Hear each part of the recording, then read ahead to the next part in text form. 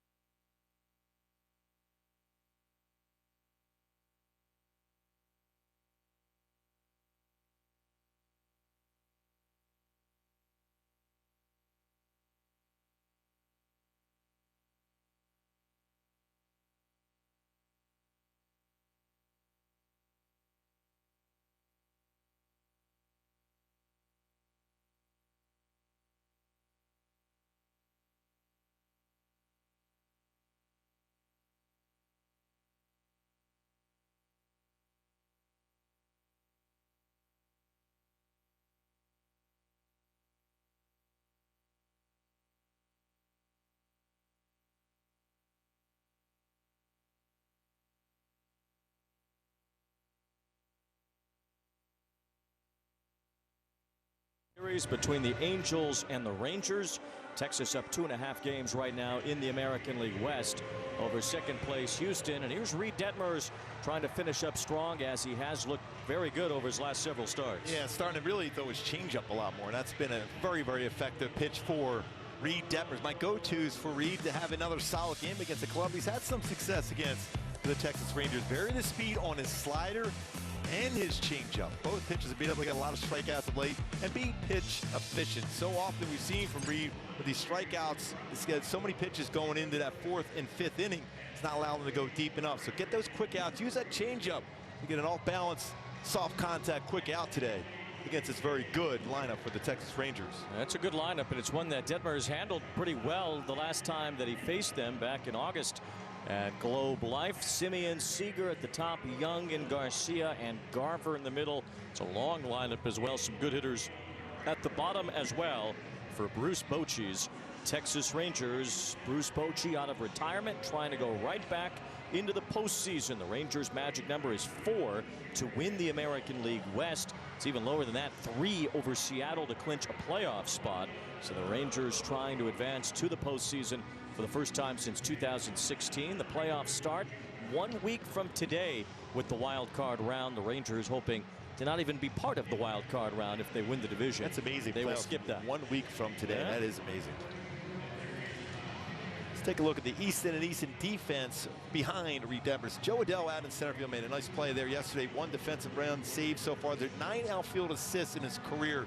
Gritchick there. Next to him, Jared Walsh has been solid down the right. Stefanik over at third. Neto, Fletcher, Drury at first base, and Logan O'Hoppe back behind the plate again for Reid Detmers. But Joe Adell has been really good, whether he's been in center field, he's played right field, he's played left field. His reads off the bat have been excellent as he continues to work hard his defensive skills. Now, there's a great improvement defensively for Joe Adell that we've certainly noticed.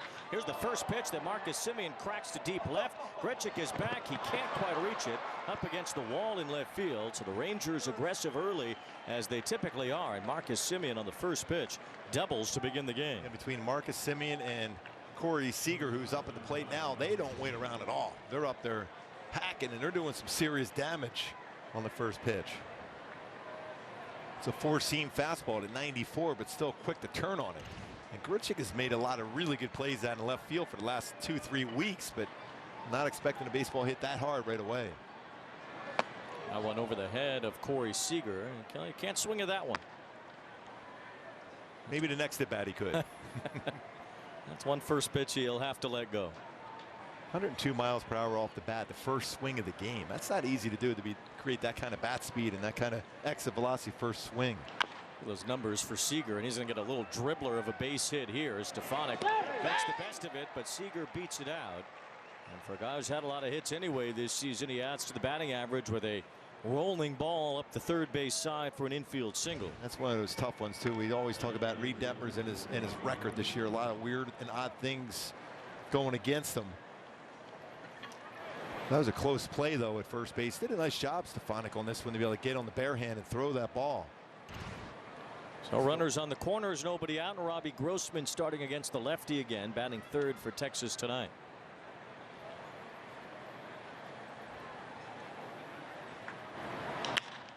Into third, Stefanik goes to second base for one. Over to first, two, a double play. Well turned again. Stefanik has really turned into a solid defender at third base, and Phil Nevin was talking about that earlier today, how he's really been surprised how well he's been able to do it. He got his arm strength there because that's a longer throw from third base, although that's going to be a double play ball, but he's made some really solid throws across the diamond. A quick throw over to Fletch to be able to turn a 5-4-3 double play. Another quick swing for the Texas Rangers. The Angels happy to give up the run to get 2 outs early in the game. No RBI for Grossman on a double play ball. It is 1-0 Texas. Reid Detmers, has he thrown 5 pitches here? He's faced 4 batters already. Yes. The number 4 hitter is Josh Young. Third baseman takes ball 2. He generally is up there swinging at the first pitch.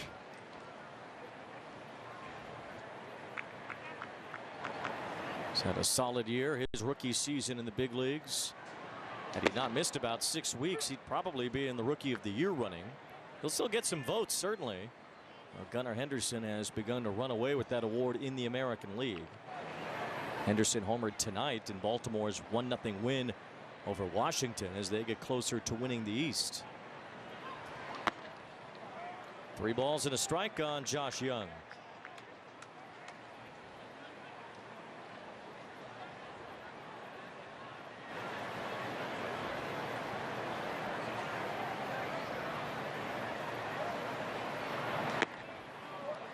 That missed, ball 4.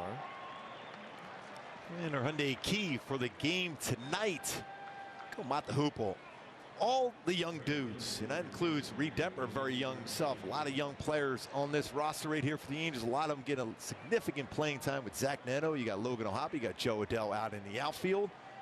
A lot of young talent playing here today for the Angels, trying to be able to beat the Rangers, put a little stress on them. So they're trying to clinch the division. Mata Hoople. Yes. I always thought that was David Bowie, but Bowie produced that song? Yes, yes. His influence is all over. Right? Yes, oh, no question. No doubt. Yolis Garcia at the plate, no balls, 1 strike. High pop up. Get a good look at the sun setting in the background as Joe Adell comes in for this one. And there it is to end the inning. A run for Texas. They lead 1-0.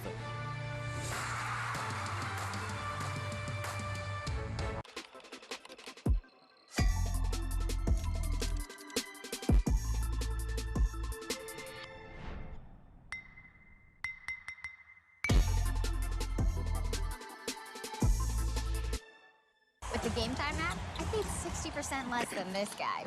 What? And it's not just sports tickets. It's also concerts. Performances, too. Oh, come on! Download Game Time. Last minute tickets, lowest price, guaranteed. Welcome to the Aura Sleep Lab. You need a bit more deep sleep. Getting enough high-quality sleep increases immunity. Why? Because sleep helps fend off sickness. A good night's sleep boosts your number of infection-fighting antibodies and cells. And with your Aura Ring, you can learn how to sleep deep and keep your immunity up. It's like having a sleep lab on your finger. Go to sleep with auraring.com. If we weren't proud of the craftsmanship and level of detail that go into every pair of Warby Parker glasses, well, we probably wouldn't show you how they're made, including this part, which is our favorite. Wow. And this is also great. Each pair comes standard with lenses that are scratch resistant, anti-reflective, and UV protective. Try 5 pairs for free at warbyparker.com. GMC, Randall Grichuk at the top, with Nolan Shonowell unable to play today. Zach Neto hits second. Drury, Ohapi, Adele, 3 big power bats in the middle for the Halos tonight against Cody Bradford, the left-hander for the Rangers. Yeah, fastball 89-92, not overpowering, but he does ride the four-seam fastball effectively above the strike zone. Changeup, slider, and curveball. Really, really good changeup.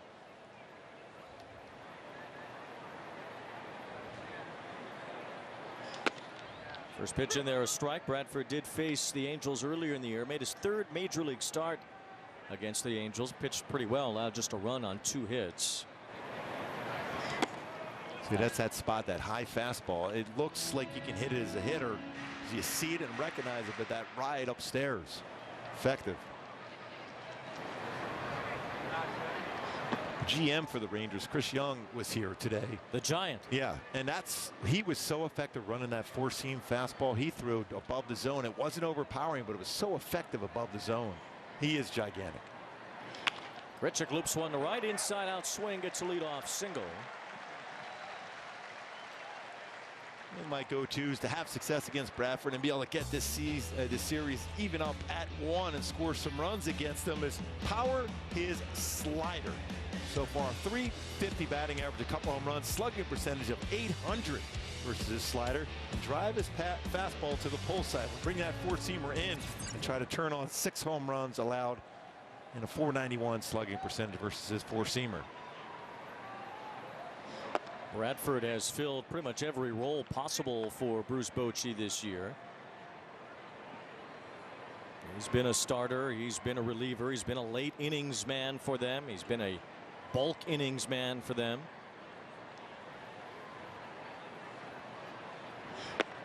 He's a thoracic outlet syndrome success story. He was actually drafted the year that he had the surgery to fix his thoracic outlet syndrome. 6th round pick out of Baylor. And he's gotten himself to the big leagues from there. He's been an effective pitcher at times this year. More effective out of the bullpen than as a starter. As Neto lines a base hit to left, the Angels have 2 on with nobody out here in the bottom of the 1st. Anytime you can bring that four-seam fastball down like he did, Neto covered that one. 103.4 miles per hour off the bat. Trying to go upstairs with that four-seamer was down right into that swing path for Zach Neto.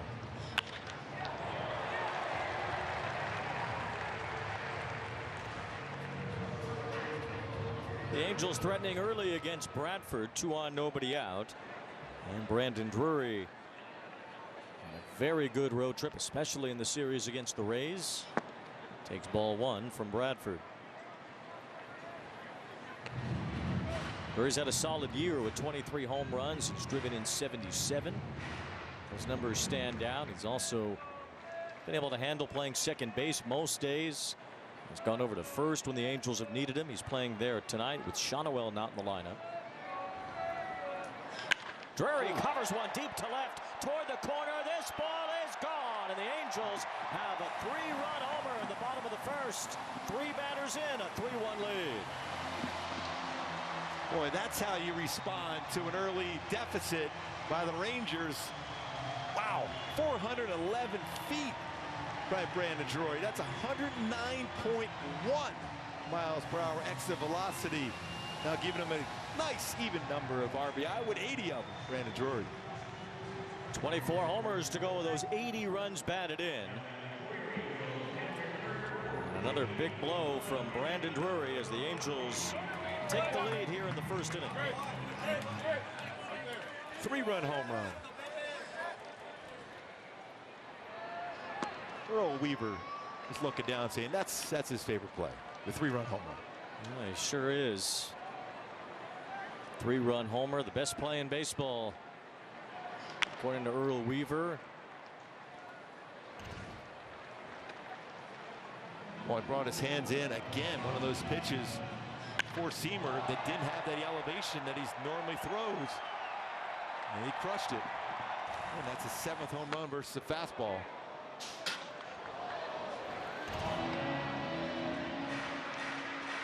Well, he is tough, and his teammates just appreciate how hard he plays every day, no matter what position defensively he's been put into. Well, Hoppy strikes out, and Bradford finally has his first out of the game. It comes after giving up 3 runs on 3 hits. He went out of the zone on that swing there, Logan Hoppy, on a changeup.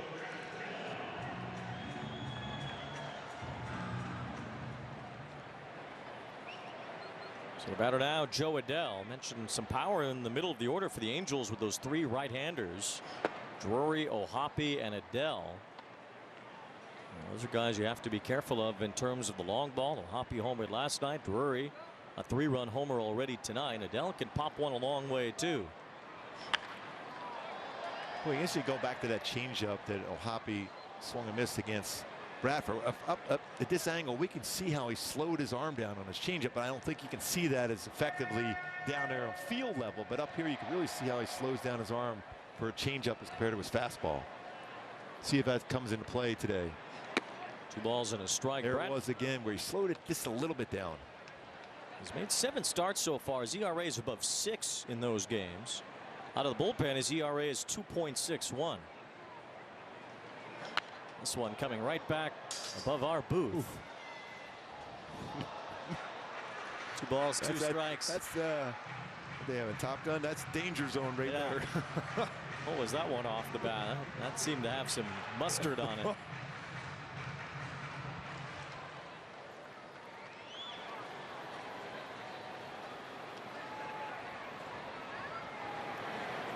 Two balls, 2 strikes on Adell. Everybody's getting a souvenir here from Joe Adell in the first inning. 2 balls, 2 strikes. Very curious about where Joe Adell goes from here and what his playing time might look like next season. He swings and misses here, but this was supposed to be in the second half after the Trout injury, the time for Joe to show what he could do at the big league level. At some point that time will come, and I would imagine at some point next year. Yeah, it's getting close. So you're seeing such an improvement on the defensive side, and we see the power. See him hit the ball the other way. It's more consistent as far as bringing pitches in the zone for him to make good hard contact. Eduardo Escobar is DHing tonight from his stronger side, the right side, against the lefty Bradford.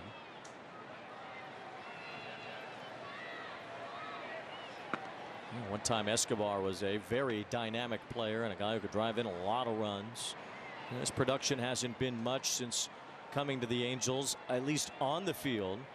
You can see the influence that he has off the field. And I think the Angels have enjoyed having Escobar around, as pretty much every team has that he's been with. Definitely. I mean, he helps everyone out, even people that might be taking his spot in the lineup. He's still out there helping everyone. Waves through that changeup, and it's 2 balls, 2 strikes. And Escobar has a very close relationship with Luis Rengifo, and when he came here, it looked like Escobar would be taking playing time away from Rengifo. It didn't really work out that way, especially as Rengifo's production soared.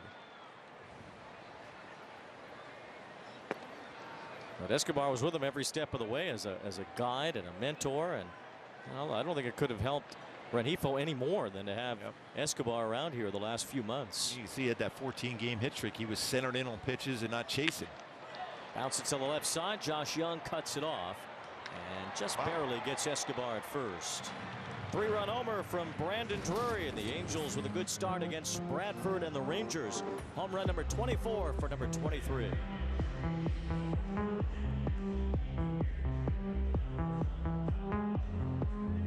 Jumpstart dinner with Home Chef's microwavable meals. It's time to get dinner ready faster. With Home Chef's fast and fresh meals, there's no prep and no mess. They're faster, fresher, and tastier. Get dinner done in 3, 2, 1. It's time to set the table. Delicious meat simple. Get 18 free meals at homechef.com. Why pay over $100 a month for cable when it's half the cost for Fubo TV? Get all the channels you want on the only live TV streaming service rated #1 in customer satisfaction by J.D. Power. Try free at FuboTV.com.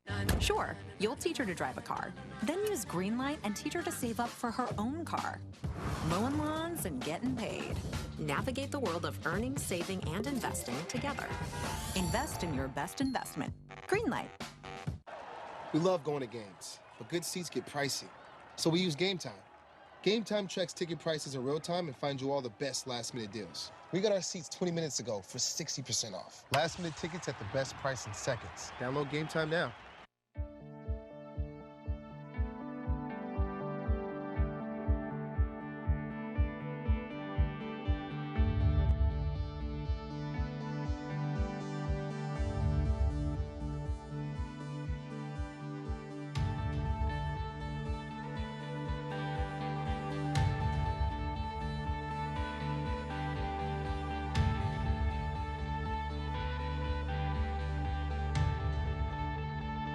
Nice to see Carson Fulmer in the ball game, pitching late in the ball game last night after he threw 70 pitches Sunday in Minneapolis. But according to him, he told me before the game, that's all part of the job title, right? Phil Nevin made it a point to share with us after the game last night how much of a gamer Fulmer is, the intensity that he brings.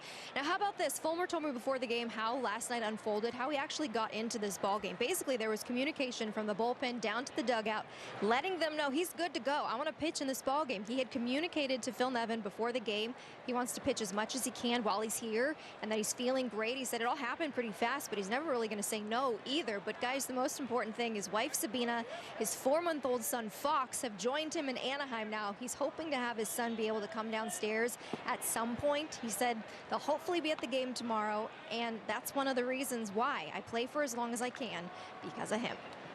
That's so awesome. I mean, if him to want to play and pitch every day. I mean, you pitched 4 innings the day before, you want to pitch the next day. You call down for 70 pitches, too. Yeah, I want to pitch. I mean, you love seeing that. I mean, and then he had an incredible inning last night. Yeah, he was fine last night. Worked a scoreless inning in the top of the 9th. We were talking about it a little bit as it was happening, that in a guy like Fulmer's case, who was a first-round pick, and you know, it might not have ever had another opportunity. It didn't happen in Chicago with the White Sox. And here he is back in the big leagues after a 2+ year absence.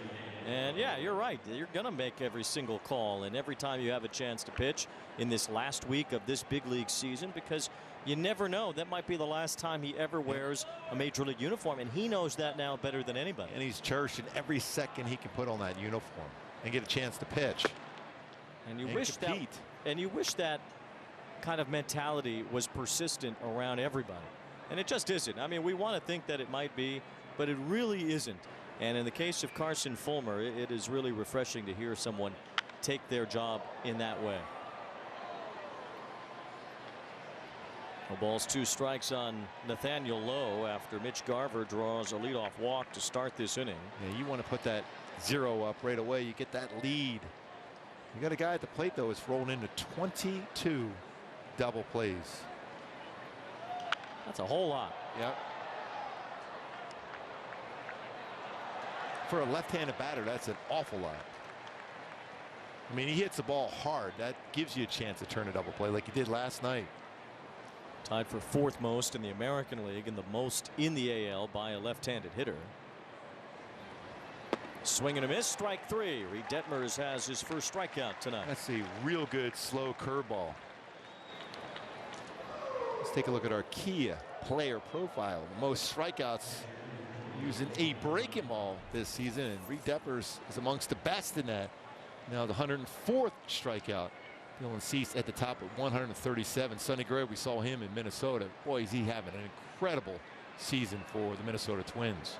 It's the one thing you have to like about Minnesota in the playoffs is their top 3 starters in their rotation between Sonny Gray, Pablo Lopez, and Joe Ryan, and the Angels saw all 3 over the weekend.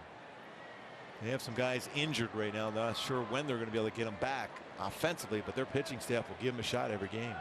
And Minnesota, as the number 3 seed in the American League, would play the 3rd wild card team in the wild card round next week. Ground ball and a base hit for Jonah Heim. That'll move Mitch Garver to second base.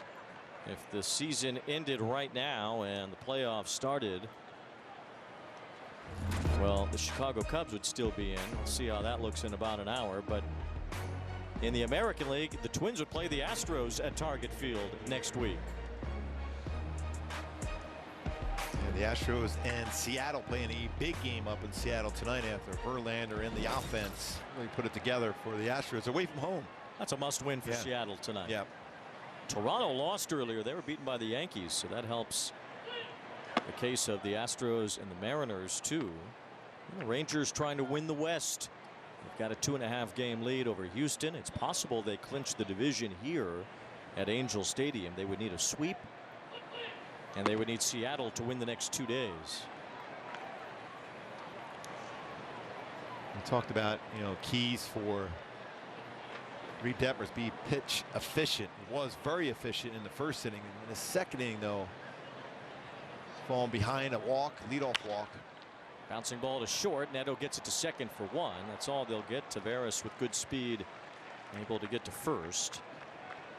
And 2 outs in the inning. See him using a changeup out in front. Square it up. That's what you're looking for your changeup. Yeah, you don't mind a strikeout here and there, but you're looking for soft contact, and he got it on the ground.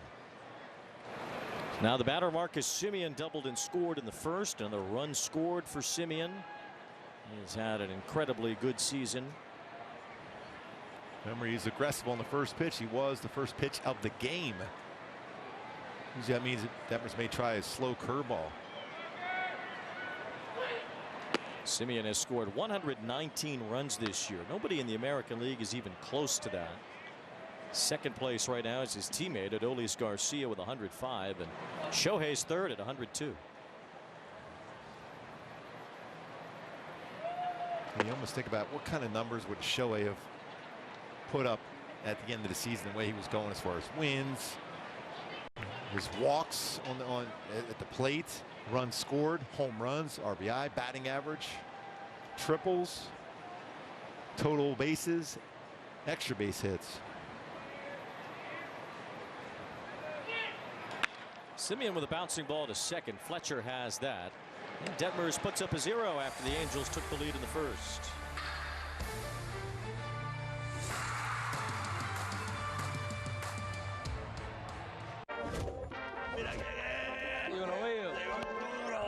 Jeremy Peña, the world champion shortstop with movie star presencia. Every Dominican wants to grow up and play baseball, bro. When I was 13, I was the plan is to get to the big leagues. I love seeing young Dominicans win, bro, because I'm an old Dominican. Tú sabes que el dominicano que juega, todo el mundo juega pelota.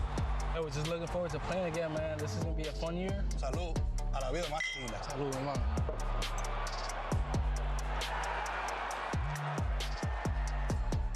To some, this is a race. To others, this is. And this, well, you get the idea.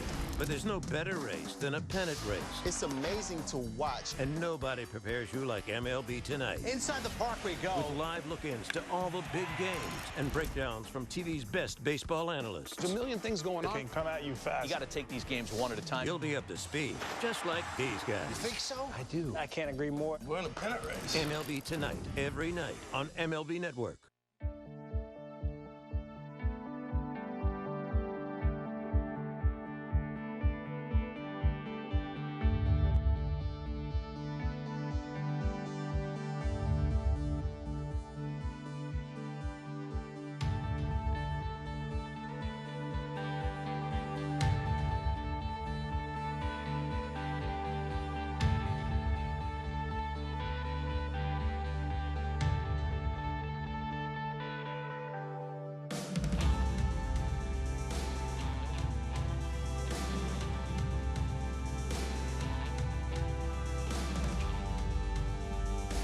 Philadelphia Phillies had a good night. Johan Rojas with a walk-off win. The Phillies clinching a playoff spot on a walk-off for the first time in franchise history.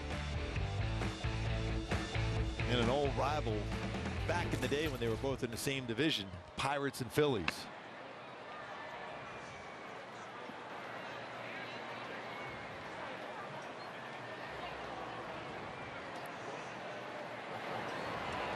Michael Stefanik batting here in the bottom of the second, loops one to center field.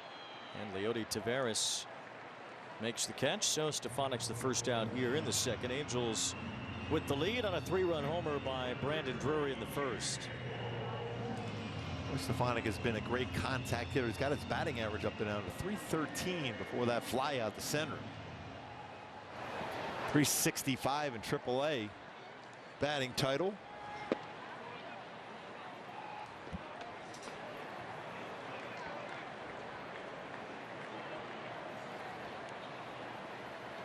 Stefanik had really started to swing the bat well at this level too with what he has done lately. 3 hits in the game last night. Still 11 for his last 22 even after that flyout.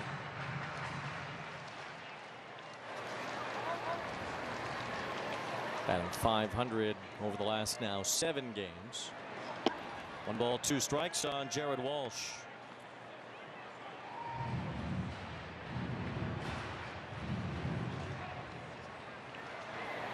Cody Bradford allowed 3 runs, 3 hits in the first inning. He's retired all 4 batters that he has faced since Brandon Drury's 3-run homer.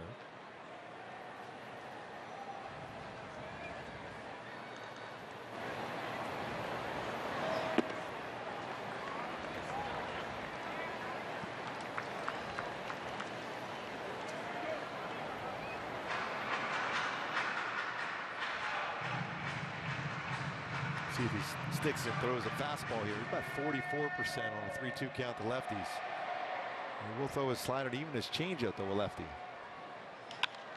Also the fly ball here. Adolis Garcia makes the catch. Take you to Atlanta. And if I have to avert my eyes here, Sean Murphy with 2 out in the bottom of the 8th, the tying and go-ahead runs on base. And as Ron Santo once said, oh no! Seiya Suzuki missed the fly ball. That's Brant Brown 2.0. And that's a tough one too. When you get through that inning, you're to maintain a lead. You're looking to get to the postseason. And the guy usually is an outstanding defender. That happened to the Cubs in 1998. They made the playoffs that year. But in a crucial game down the stretch in Milwaukee, Brant Brown dropped a fly ball in the bottom of the 9th inning that allowed the Brewers to win a game.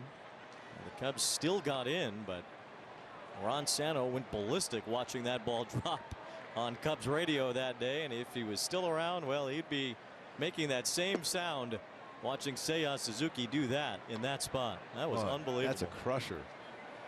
Miami didn't play today. They'll play a doubleheader against the Mets tomorrow in New York. Arizona's all over the White Sox tonight, and Cincinnati won. Yeah, because Arizona was down early in that game against Chicago. Then all of a sudden you look up, wow, they're covering the baseball now. Yeah, not very neighborly of the White Sox. No, a 6-run 5th inning for Arizona difference. 3-2 on David Fletcher. So that Cubs Braves game is now in the 9th inning. Looks like there's already an out in the 9th inning. So that Raisel Iglesias may be in the game now for the Braves.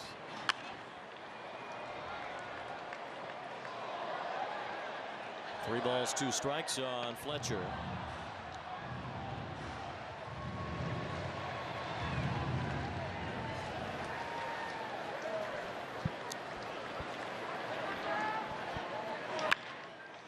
Chopped to Simeon and a 1-2-3 inning for Bradford.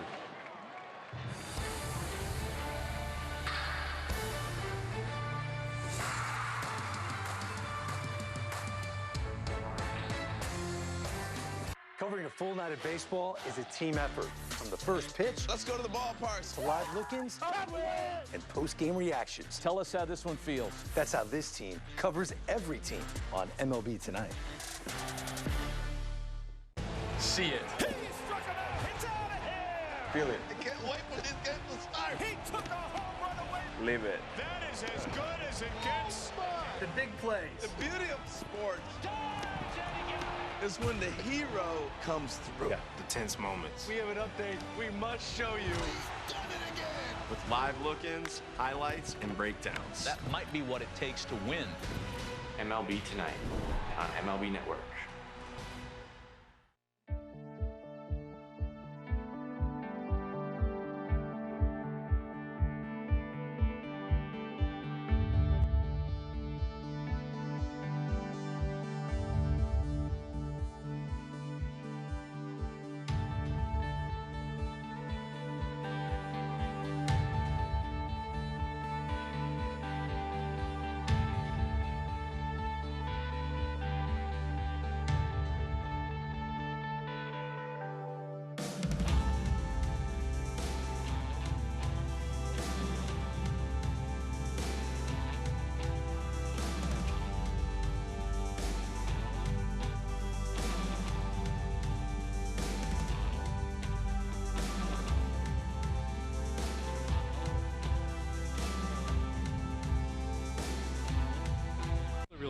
over his last 3 starts, usage almost at 23%. His opponent batting average at 105, 16 outs recorded with his changeup, 7 punch outs, and his chase percentage up over 33%. Also got a ground ball out in the second inning off Tavares on a changeup. Seager on the first pitch. Detmers has to cover first, and he does. He had to use some fancy footwork to get to the bag there. There's that changeup last inning off the end of the bat, taking the sting out of the barrel. What a perfect pitch that was for Detmers.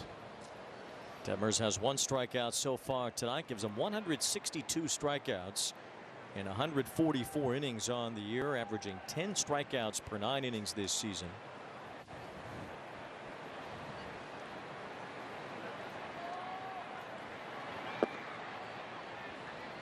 Ball 1 to Robbie Grossman, who hit into a double play his first time, although that did bring home the only Texas run so far.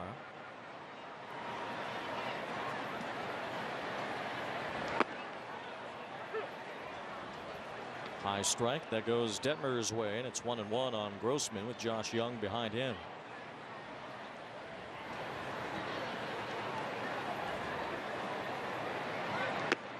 There's his change up there. It didn't quite have the finish feel for that one. Even with a couple of walks so far, an efficient outing for Detmers.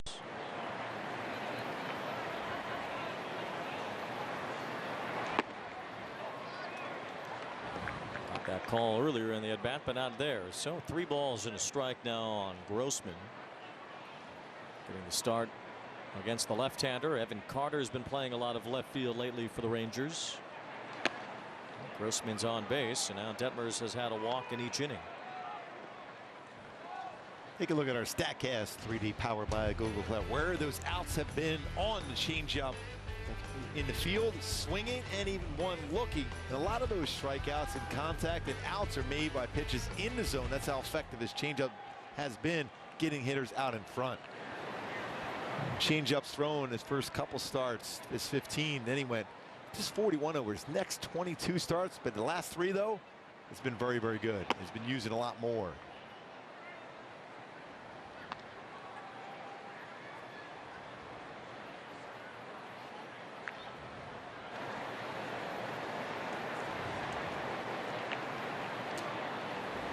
One ball, no strikes on Josh Young.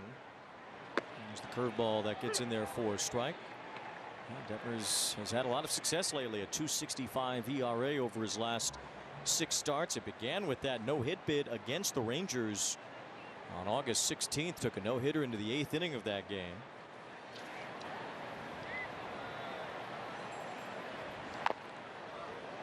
Hit the bat and bounced foul. 1 ball, 2 strikes on Young.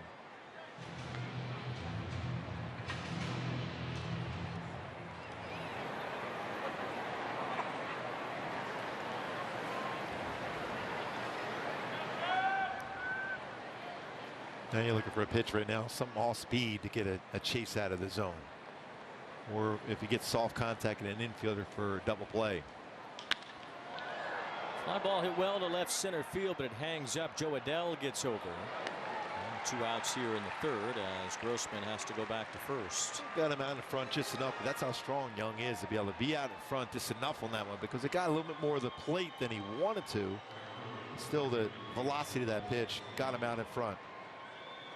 Take a little bit more. That's the key for his slider for Detmers too, is not overthrowing his slider.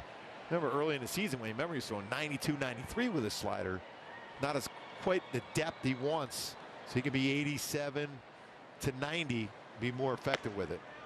Well, you'd love to see this version of Reid Detmers carry over to next year and beyond. Well, he's 24 years old, a 1st-round pick. This guy has all the makings of being a top of the line starting pitcher in the major leagues if he could just be consistent throughout the season.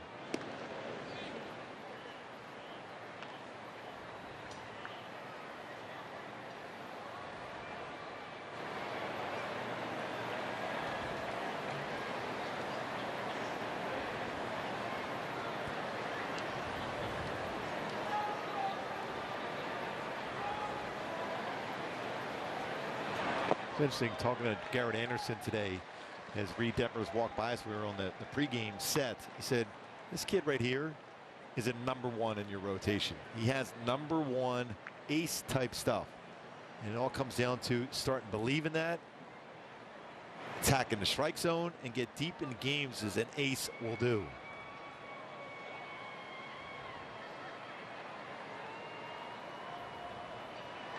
Two balls and a strike.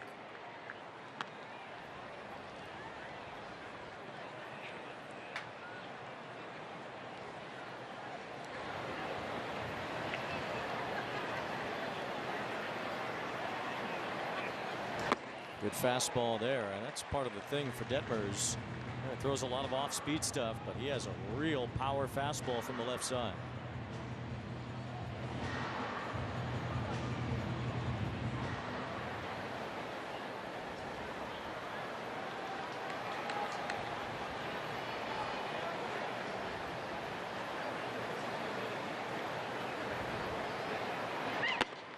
Missed with that one, and it's full on Garcia. Grossman will run with the 3-2 pitch. Yeah, there's times this year where the Angels have gotten Garcia to go above the strike zone and get swing and misses on fastballs, including Detmers down in Texas. That time he didn't go after it.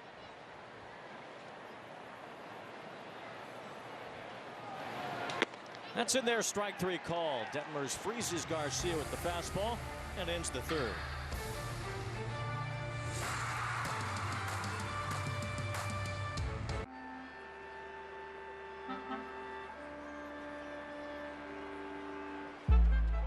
You wanted more speed?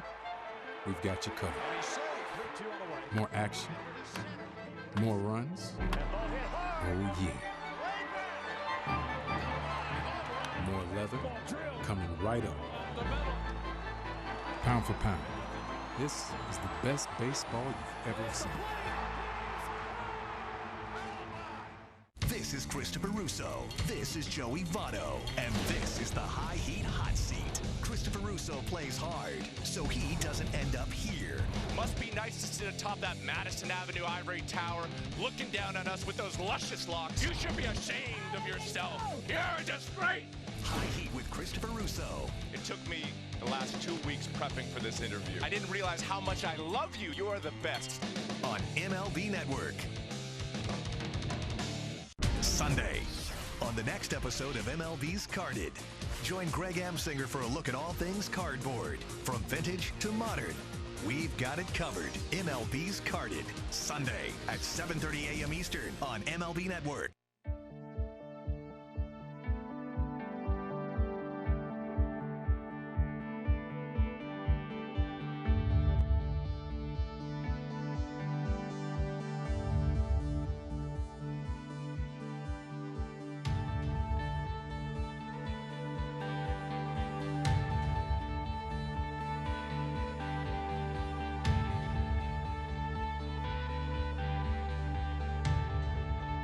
This Friday, September 29th, Angels host the A's. First 25,000 fans will receive a coffee mug courtesy of Churu. For more info, visit angels.com/promotions. And there it is. Yes. Our new coffee. We can keep these. Yeah, right? yes. So, Erica, where's your coffee cup here? Well, where's Erica? Yes. That might be the better question. Well, yeah, I think she ran and went and got her coffee cup. Where's your coffee cup? It's in my kitchen sink because I used it this morning. So wash, rinse, repeat, do it again tomorrow. I guess I should probably bring it with me tomorrow. Yes. Yeah, but I did use it this morning. It's fabulous. It is. Fantastic. It's outstanding. Wayne, I mean, you know you can hold the handle, right? Well, there's nothing in it, so it's not just hot checking, right now. Just checking. Do I have to hold the handle? Is this better? I like to just hold it like this. There's nothing in it. I'm worried you're going to throw it at me. No, I want to keep it nice. But I don't. It's nothing hot in there. If there's something hot, of course. Yeah. Puts cold stuff in there too. Yes.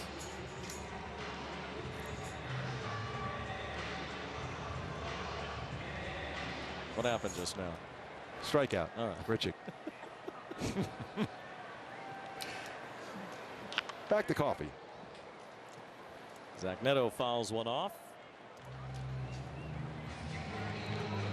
Houston loaded the bases in the top of the first in Seattle, but did not score.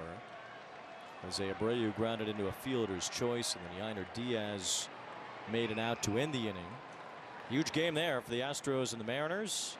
Rangers will wait to see how that comes out in the wash, and then they go to Seattle later in the week. 4 games in Seattle to finish the season for Texas. Neto with a hard hit ground ball. Nice play by Young, who spins and throws him out. And Brandon Drury, his first at bat with 2 on. He was on this swing here, 109.1 off the bat. Turned on that pitch, fastball, 4-seamer inside that bat track. You see how he's able to get the barrel out and catch it down in front, be able to line it and keep it fair. Bat speed at 76 miles per hour. Exit velocity at 109 and launch angle at 29 degrees. Brandon Drury, an outstanding season, 24th home run, 80 RBIs. Ball might have hit the glove of Bradford. Either way, Seager throws out Drury. A 1-2-3 inning.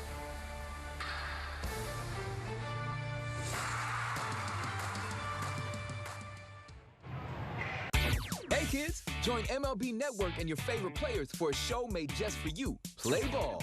It's all the big moments, bat flips, and amazing plays from an exciting week of baseball and tips to up your game on MLB Network.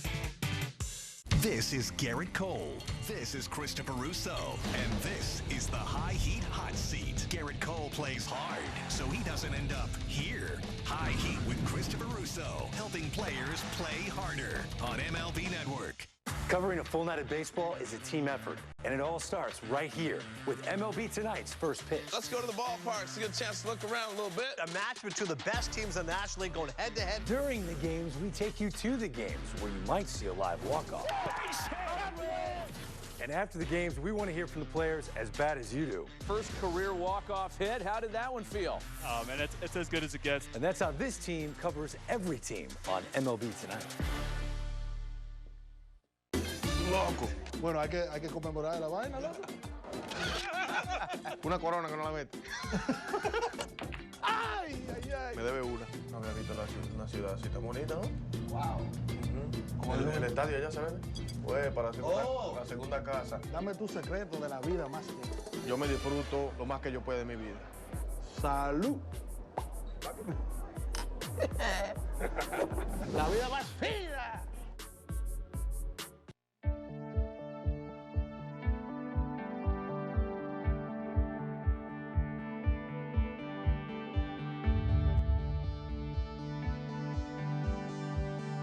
Some great starts this year. We take you back to the middle of the season when Detmers was at his best.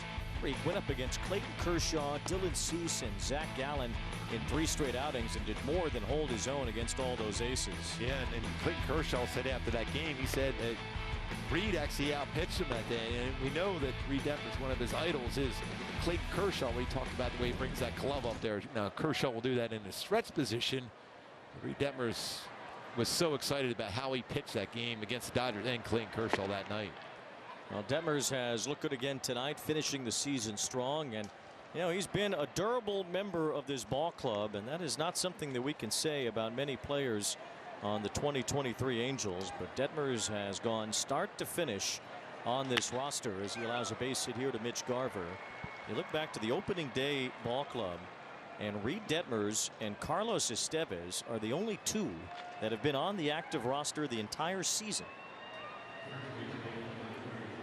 And on the injured list this season, it has been just a ridiculous amount of injuries. Games lost to the IL. The Angels have lost more position players to the IL than any other team in baseball. 16 players currently on the injured list, and they've used the most players overall.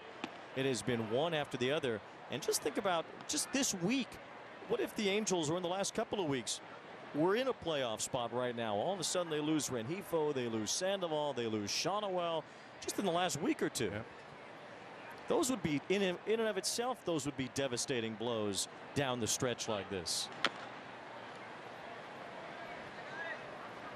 That's why you often wonder, I mean, what would this team look like and how would they perform if we would have had at least half of these guys be able to play every day, like you see the Atlanta Braves as far as their position players. Now, they've lost a couple pitchers here late. Their position players have played almost every game. Same thing with the Dodgers. I mean, they've lost some pitchers, but they've had pretty much this whole season, everyone as far as their position players have stayed healthy. Yeah, when we see how the Atlanta Braves work and how they operate, well, They wouldn't do that if they had lost all of their players over the course of the season. Acuna, Olsen, Riley, Albies, they play every single day. Even the Rangers, they've had some injury concerns over the course of the season, but Semien has played every day. Adolis Garcia has pretty much been in there the entire time. Even when you look there in the dugout right there, yeah, Mike Moustakas, who was on the IL at one point here. Same thing with Matt Thaiss. But to have a 26-man roster to begin the year and only have 2 players go the distance is almost surreal. One of them Detmers, one of them Estevez, and that's it. By the way, Mitch Garver on base again. All 4 at bats last night and 2 already today. He's been good against left-handed pitching, especially this year. He led off this inning with a base hit, and Nathaniel Lowe strikes out. Got the benefit of that call. 3rd strikeout for Detmers. Has gotten Lowe twice. I think that's basically Logan O'Hoppe getting that. Just enough movement in there to bring it back in there because it was definitely off the plate.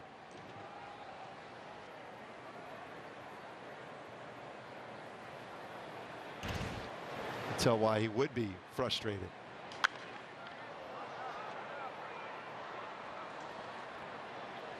When we talk about the Angels and even the Astros are teams that swing at the first pitch a lot. This Ranger club does a ton.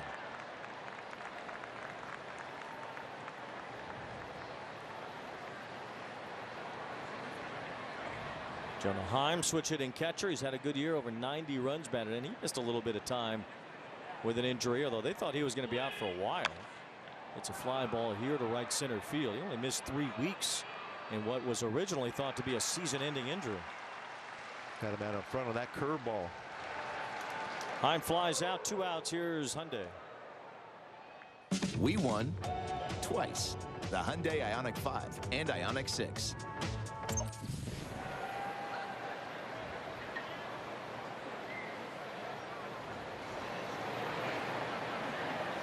Leody Taveras hit into a fielder's choice his first time. Pops this one up foul and out of play.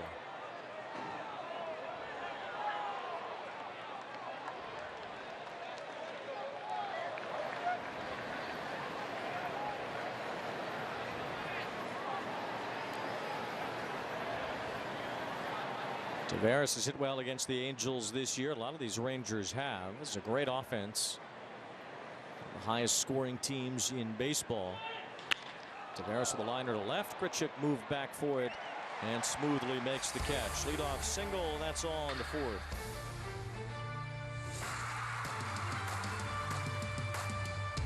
This is Garrett Cole. This is Christopher Russo. And this is the High Heat Hot Seat. Garrett Cole plays hard, so he doesn't end up here. High Heat with Christopher Russo, helping players play harder on MLB Network. Covering a full night of baseball is a team effort. From the first pitch, let's go to the ballpark, to live look-ins and post-game reactions. Tell us how this one feels. That's how this team covers every team on MLB Tonight. This is Christopher Russo. This is Joey Votto. And this is the High Heat Hot Seat.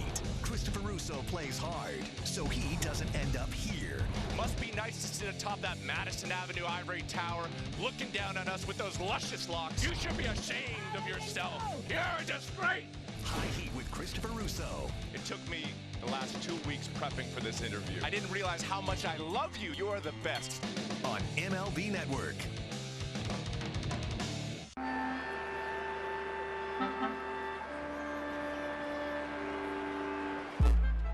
You wanted more speed? We've got you covered. More action? More runs? Oh, yeah. More leather? Coming right up. Pound for pound, this is the best baseball you've ever seen.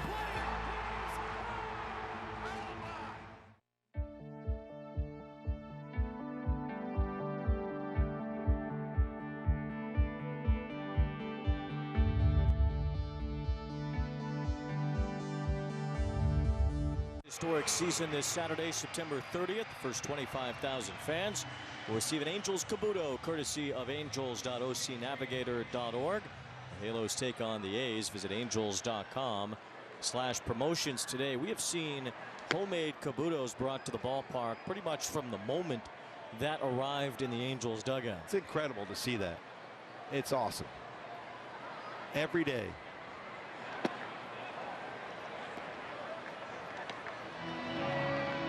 It seems like Shohei will be in the dugout this weekend. Well, the crowds will be around the dugout in that case, like they were on the last homestand after Shohei was shut down for the rest of the season. A strike to Logan O'Hoppe, and it's 3-1. Cody Bradford's retired 9 straight since Brandon Drury's 3-run homer in the first inning. That's the difference right now. The Angels up by 2. It's 3-2 on O'Hoppe. Then we got him a swing and a changeup last at bat. 3-1 changeup there. Shohei had stayed healthy to the end. The possibility of 50 home runs was there, and the possibility of 200 strikeouts on the mound. Hoppe with a pop-up as Nathaniel Lowe lost track of it. Yes, he's not the only one tonight. O'Hoppe ends up at second. And he hustled all the way through to pick up a double. Nathaniel Lowe couldn't find it all of a sudden, and O'Hoppe's got a bloop double. Yeah, he looked over and was looking for help. Marcus Semien was thinking it was going to be right to Nathaniel Lowe. Taking nothing for granted as he ran the bases. Take that extra base hit. I got to capitalize right now, especially with Joe Adell at the plate with his power. Struck out his first time, takes ball 1.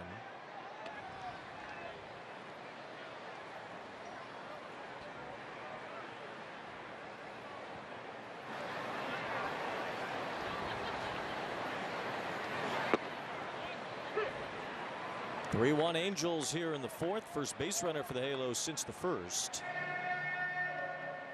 In the game, Bradford's throwing about 26% changeups. He's thrown quite a few of them today. That one fouled off by Adell. The Angels just need to win one of these games to make sure the Rangers don't clinch a playoff spot or the division here at Angel Stadium. That'd be a win in and of itself. No clinch in Seattle. Yes, exactly. No one here wants to see that. 1 ball, 2 strikes on Adell.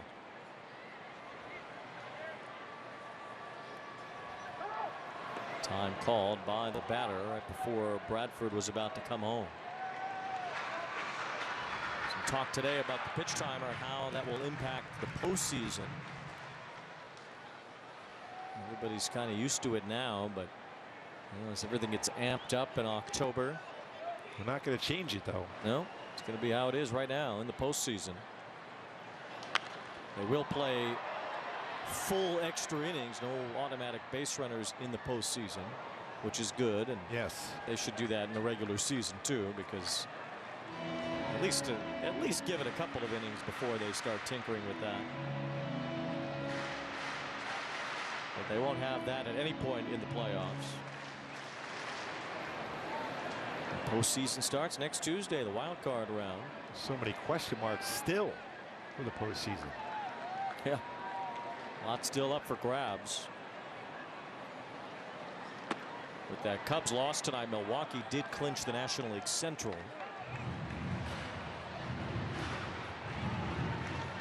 So all the divisions in the National League are clinched. Only one in the American League is Minnesota in the Central, team that's got the worst record out of the first place teams.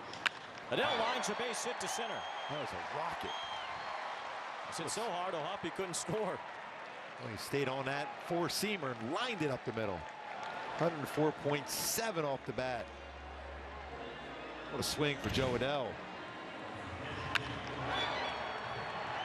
Hat off for Bradford as he tried to throw his glove up to defend himself.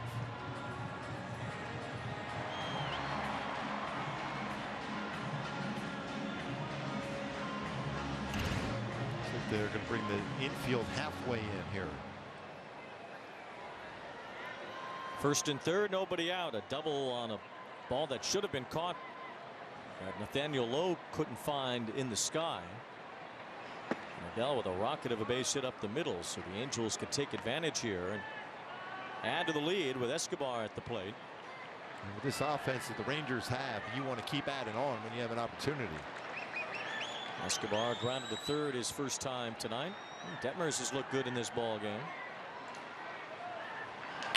Bouncing ball, though Hoppy will try to score. Young double clutches and throws to first to get the out there. Yeah, the Angels get the run. Comfortable on the transfer. I think he might have had a shot at home plate. Seager was talking to him right away.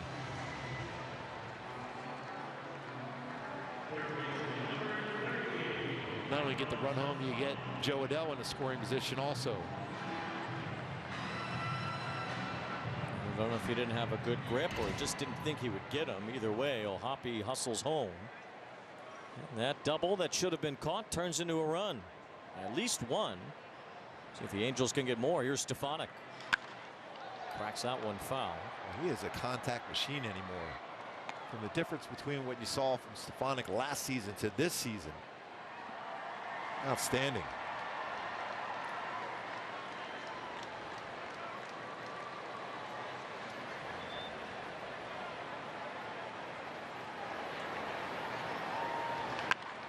Cue shot off the end of the bat. Simeon will handle this, but Adele goes to third.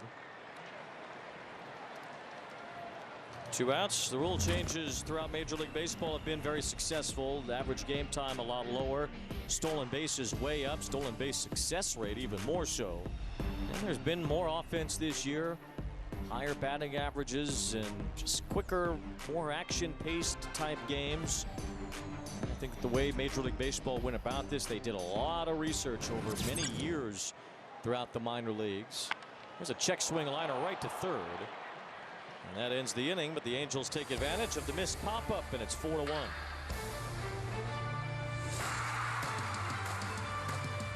Think baseball. There's something that's been missing in the debate. Think analysis. He really looked like the perfect thing to add to this club last night. Think advanced metrics. The new rules are having an impact, and I'll bottom line it. Think MLB Now, the show for the thinking fan, only on MLB Network. See it. He struck him out. It's out of here. Feel it. I can't wait for this game to start. He took a home run away. Leave it. That is as good as it gets. The big plays. The beauty of sports is when the hero comes through. Yeah, the tense moments. We have an update we must show you. With live look-ins, highlights, and breakdowns. That might be what it takes to win.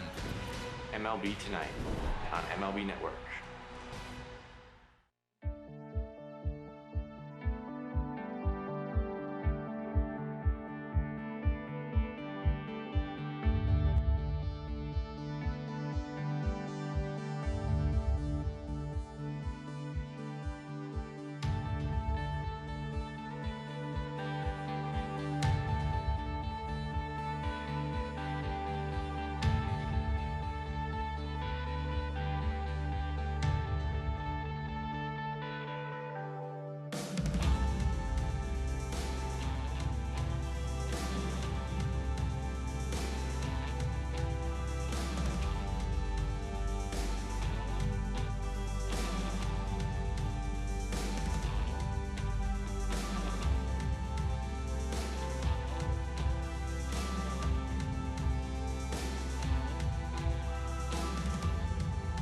Sad and somewhat surprised to see the passing of Baseball Hall of Famer Brooks Robinson today. 86 years old. Brooks Robinson, most say he is the greatest third baseman of all time. 18-time All-Star, 16 Gold Gloves, and a real ambassador after his playing days for the Baltimore Orioles. I know you knew Brooks very well, as he was your agent at one point, and just really one of the best guys in baseball. Yeah, I mean, all those conversations. I was a huge fan growing up, seeing all those plays. I still remember the play he made in the World Series against Cincinnati, 70 there. But he was just the conversations I've had with him when he was my agent, one of my agents, and just how important it was to, just play the game of baseball, but make sure you take care of your family and not overspend and go crazy as far as when you get those your checks. So I mean, he was such an influence on me during my baseball career. It's a tough one. I had no idea there was anything that he was sick. I know he's been battling some stuff of late, but he always had that incredible smile. Did so many things for so many players too. Marcus Semien strikes out, and there's one away here in the fifth. You know, you communicate a lot with Jim Palmer and Brooks Robinson for a long time. Those guys were the Orioles. And here's that play. I mean, it's unbelievable what he did. 16-time Gold Glove winner, MVP, 18-time All-Star. And anybody that's ever talked to him or even got a chance to see him, they would say one of the nicest people they've ever seen or talked to in their entire existence. He was that kind of a person. The smile he had on his face, amazing. Baseball Hall of Famer Brooks Robinson.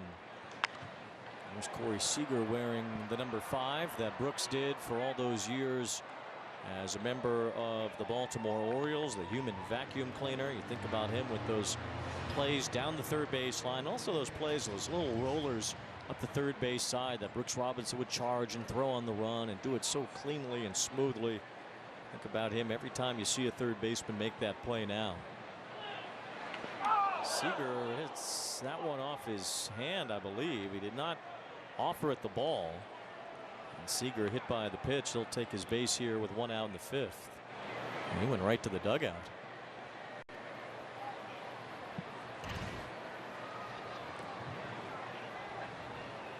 Ooh, that got him in a real. That's the spot where you don't want to see that as a hitter, especially for the Rangers working towards the postseason. How important he has been and how great of a player he has been.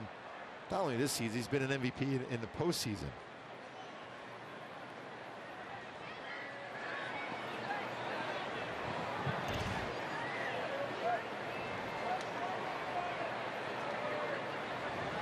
Seager trying to get some feeling back in that right hand, and he's a strong dude. He'll stay in the game here and head to first.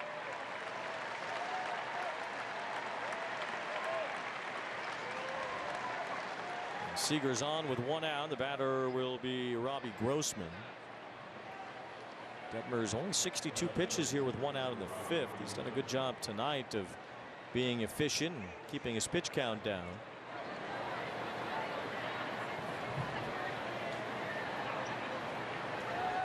Angels took the lead in the 1st, added to it in the 4th inning. Now Detmers trying to get through the 5th.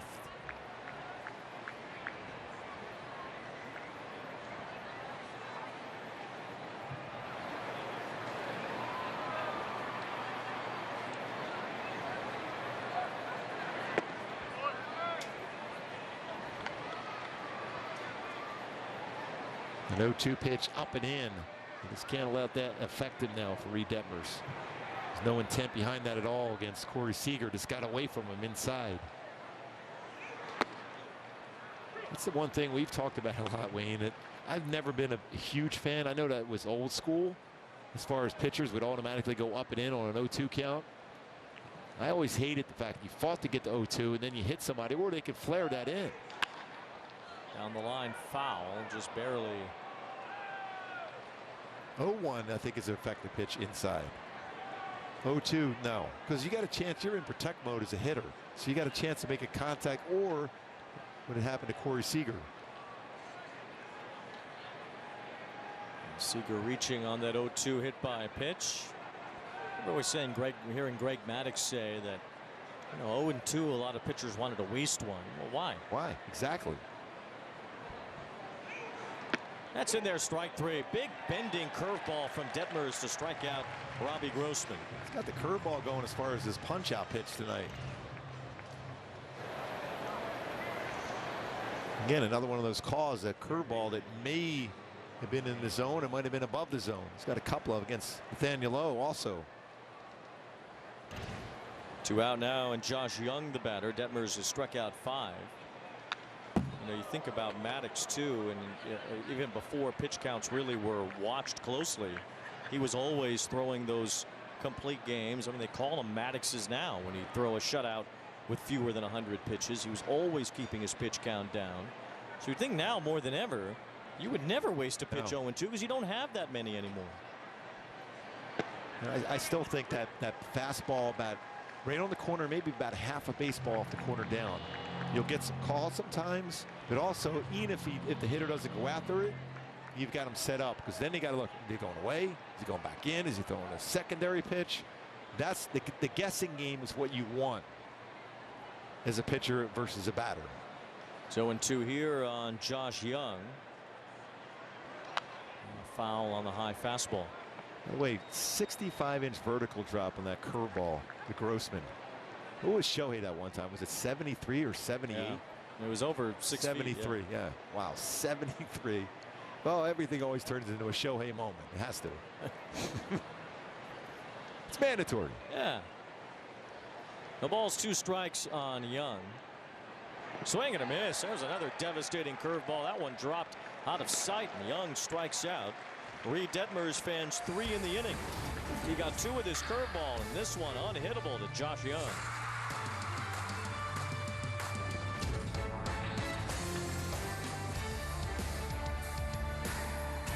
Doors take us places, So you bought a to new adventures, planned and unplanned. They lead to goals and connect us to family. I didn't get the part. Your dedicated Fidelity advisor can help you open those doors I did get waiter number 2. because they know you. They can help you create a comprehensive plan for your full financial picture and personalized money management. With the right balance of risk and reward, doors were meant to be opened. If we weren't proud of the craftsmanship and level of detail that go into every pair of Warby Parker glasses, well, we probably wouldn't show you how they're made, including this part, which is our favorite. Wow. And this is also great. Each pair comes standard with lenses that are scratch resistant, anti-reflective, and UV protective. Try 5 pairs for free at warbyparker.com. Let's talk about ED. As you get a little older, things tend to work a little differently. I felt shame, embarrassment, guilt. Like something had been knocked out from underneath me. What HIMS does is says, hey, look, don't worry about it. We got this part covered. 100% online. The whole process was very discreet. It made me feel like I'm a rock star. This product has changed my life. When it kicked in, I said, yeah, I'm back. I remember this feeling. Get started today at 4hims.com.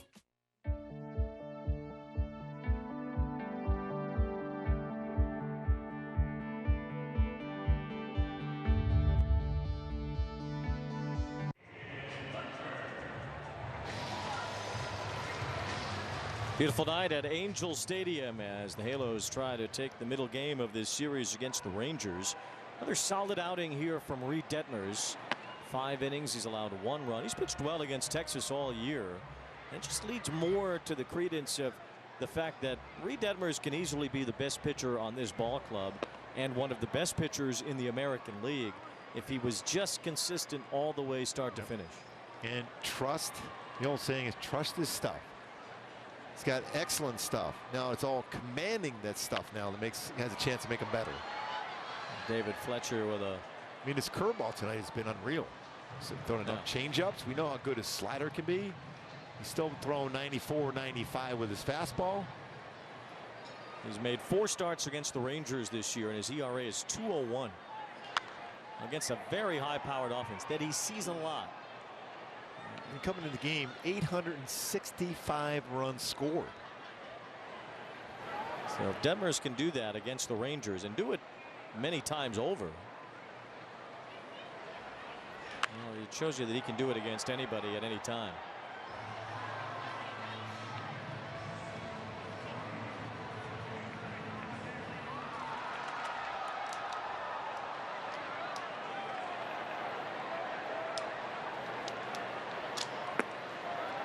Check swing. Fletcher didn't go. Still no score between Houston and Seattle. They go to the bottom of the 3rd at T-Mobile Park. Padres have the lead in San Francisco. Fletcher lines a base hit to left. Elevated. Never a good idea if you're a pitcher against Fletch. Leadoff man on here in the 5th inning. That Padres-Giants game, As we see Fletcher's base hit. Going fastball upstairs, and Fletch always able to get the barrel of the bat, lines out in the left field on an elevated pitch. He can even throw it over his shoulder, Lynn, and he's going to hit it hard. Four-seamer at top of the strike zone, but still crushed by Fletch. Randall Grichuk, the batter now. He's singled to start the first inning. He lines this ball to the gap in right center field. Garcia won't get there. That ball is off the top of the wall. It's gone. I think it's gone. Yeah, it's above the yellow line. That's above the yellow line. Line drive, 2-run homer, and the Angels lead 6-1.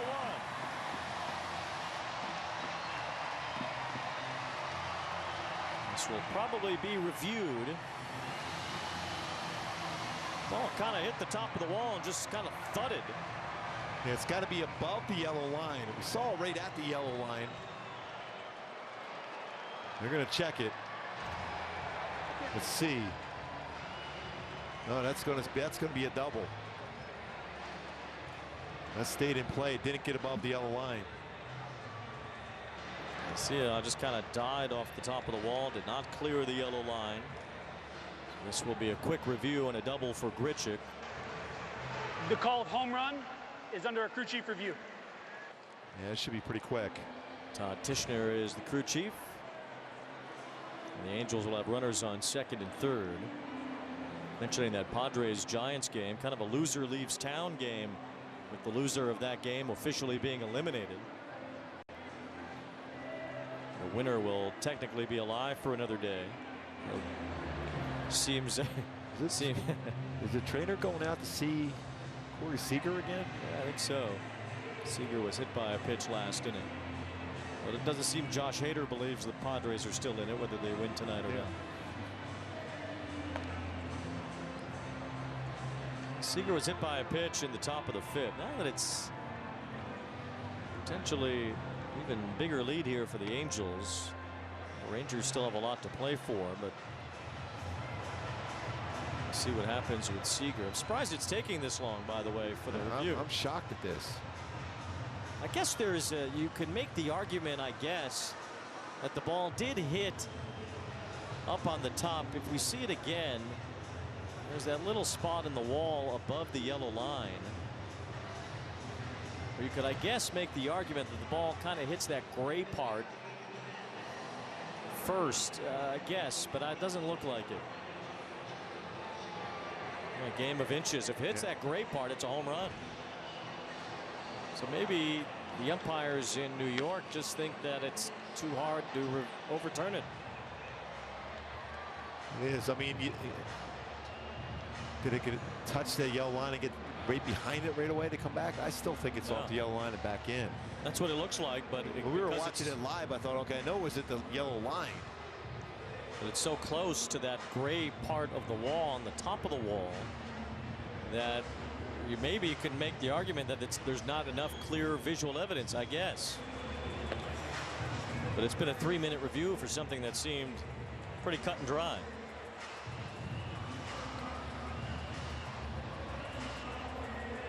Well beyond my 60-second time limit for this, by the way. Speaking of loser leaves town. This would be a time limit draw as far as I'm concerned. Here they go. The call on the field is overturned. The ball is in play. Runners at second base and third base. Well, that was a long time to determine what we thought we saw. I don't understand how that would take that long to determine that.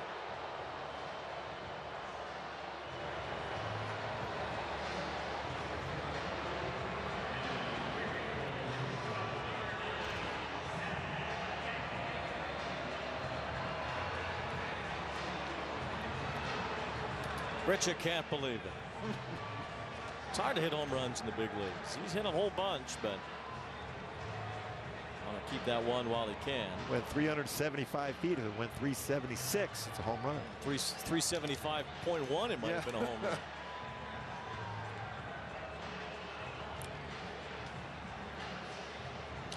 Now Zach Neto will have a chance to drive in a run or two. Giving them an opportunity to get the bullpen working too. Long meeting on the mound. We had a long review. And we'll have a short ride with Kia.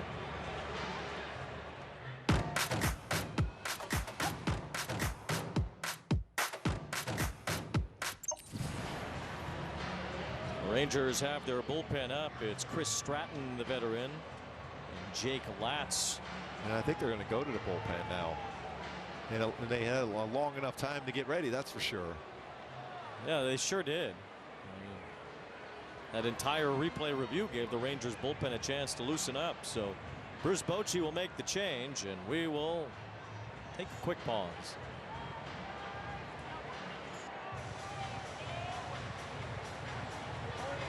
Why pay over $100 a month for cable when it's half the cost for Fubo TV? Get all the channels you want on the only live TV streaming service rated #1 in customer satisfaction by JD Power. Try free at FuboTV.com. With the Game Time app, I paid 60% less than this guy. What? And it's not just sports tickets. It's also concerts. Performances, too. Oh, come on! Download Game Time. Last-minute tickets, lowest price, guaranteed. Sure, you'll teach her how to drive a car.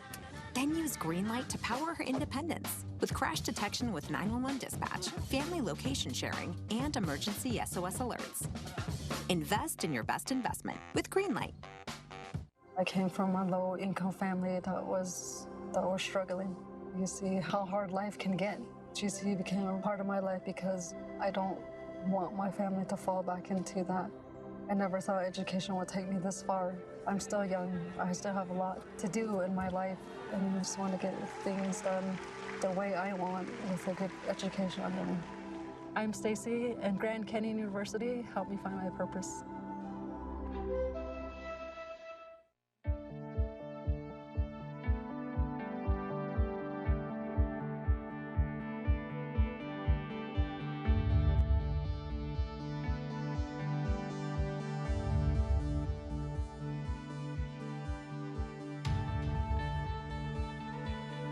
First mound visit in the big leagues, or the first couple, I should say. I don't have one in particular, but I was just amazed at how in-depth everything was and how guys were able to execute game plans and stuff like that. Hi, Zach. I know you're about 10 years old right now, but what was your first job? Yeah, my first job was, what I'm doing now, a professional baseball player. Never had to work a day of my life, thankfully for my parents and things like that. So I was able to, focus on my dream, and that was to become a Major League Baseball player, and here I am. Who would play you in the movie? And I would have to say Ryan Reynolds. He's a good-looking dude. I feel like I'm a pretty good-looking dude, and I feel like he can do anything in a movie. Ryan Reynolds. Ryan Reynolds, yeah. That's great. You gotta love that. George Clooney and Brad Pitt could play us, so I get it. I'm sure. Yeah, no problem. By the way, look at this Gooby Tuesday. Yeah, it's like an all-time winner. Yes. A lot of wins on Tuesday. Hopefully this will be carry on here today, get another W. Well, the Angels are ahead, and they can add to the lead here in the bottom. Speaking of Ryan Reynolds, is at the plate right now, I think it is. Well, in his dreams. Wow. Chris Stratton deals a strike to Neto. Ryan Reynolds. Well, you gotta like, the confidence. Yes. No balls, 2 strikes on Neto. I like that. The best of Gooby Tuesday right now. I'll tell you what, the guys were so great all season long. We got a chance to run a longer version in the pregame show. Hilarious. You almost forget some of the ones and some of the answers from way back. Even Gio Urshela, way back when we were in Oakland to start the season.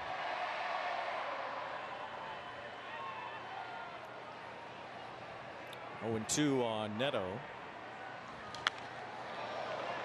But you're asking O'Hoppe about mound visit conversations.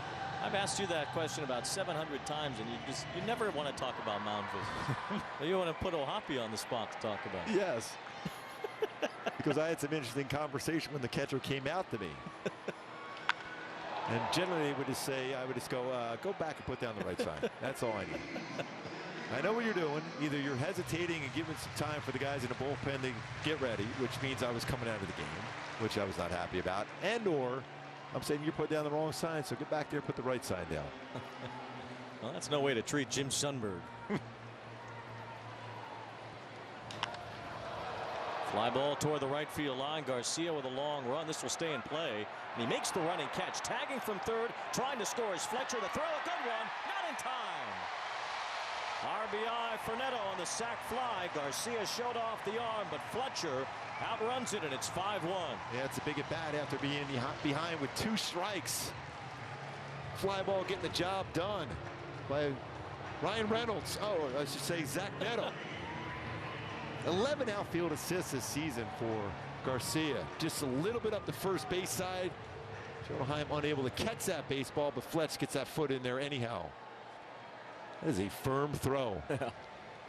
Very strong arm in right field for Adolis Garcia, and there's a strike to Brandon Drury. Good base running too by Grichuk to be able to go to third base too. So infield still in. Angels have a 5-1 lead. Seattle has taken the lead on Houston. 1-0 Mariners in the third. RBI for Josh Rojas. He's the only one that had any success against Verlander last night. He had a couple hits. Boy, a 93-mile-an-hour throw from Garcia out in right field.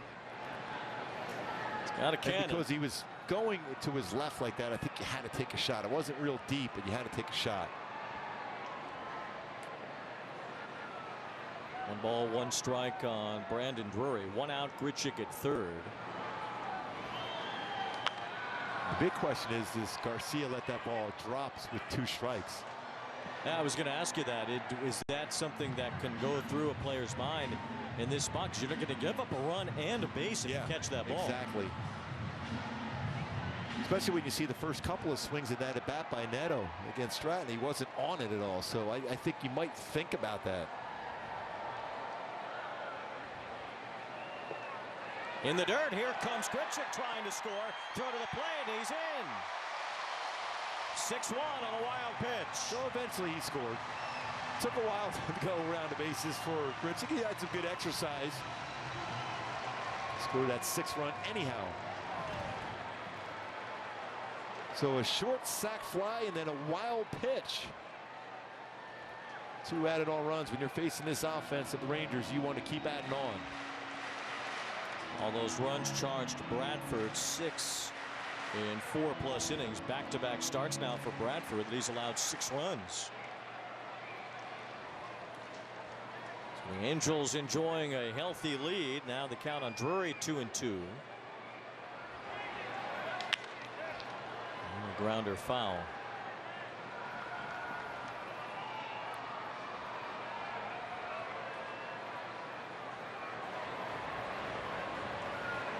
Best case scenario for Texas now would be that Seattle wins tonight. If the Angels win, the Rangers would prefer the 3rd place team won tonight instead of the 2nd place team. And Seattle does now have a 2-0 lead on Houston. Julio Rodriguez with a sacrifice fly to add to the lead. Yeah, Kirby able to get out of that first inning when they had traffic there and the bases loaded and did not give up a run. That gave Mariners a little momentum. Drury lines one to right center, a base hit. Well, he's hit all 3 baseballs hard today. It's a real good year for Brandon Drury. He's capped it off with a nice couple of weeks here in September.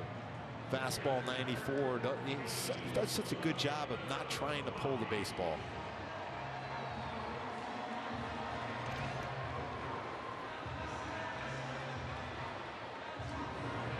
Mike Maddox out to the mound. If the Mariners win, they'll only be a half game behind Houston for the last wild card spot. Houston finishes their season against the Diamondbacks this weekend, while the Mariners and Rangers play each other. Toronto lost tonight. And there's a real possibility the defending champions don't get in at all. Yeah. Especially with how they've played at home. They don't have any more home games left, but they win 39 and 42 at Minute Maid Park. And if they don't make the playoffs, they can look back on getting swept at home by the Royals, not doing enough against Kansas City or Oakland in September. He was certainly there for the Astros and still is, but a little tougher against the Mariners and Diamondbacks than how they had it before. Good cut by O'Hoppe.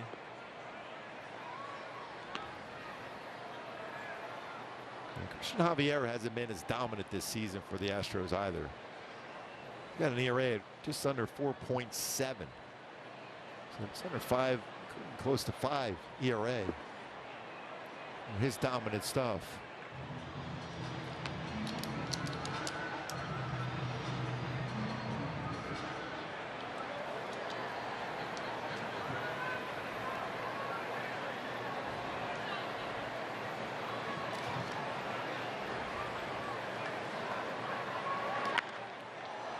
At the hands and falling quickly. It's another hit for O'Hoppe. He's got that sand wedge working really well here today. Talking about another multi-hit game for him, like we talked about in the open. That's now 6 already in September. And what did Garrett Anderson say about exit velocity and all that stuff last night? Overrated. Base hits. Yeah.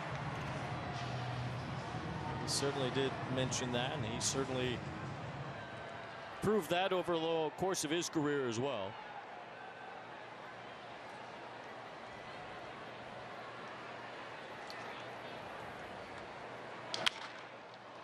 Dell bounces one foul.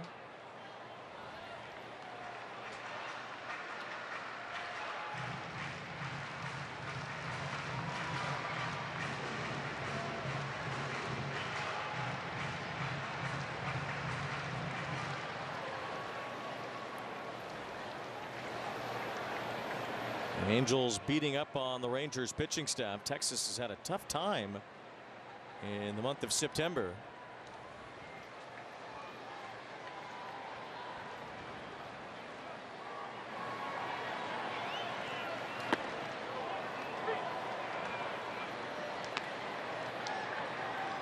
The Rangers ERA for their starting staff well over 5 in the month of September. It's been their worst time. You see July. Well, July, the reason why they went and got Jordan Montgomery and Max Scherzer was because of how the starters were struggling. In the month of August, after those trades, they pitched well.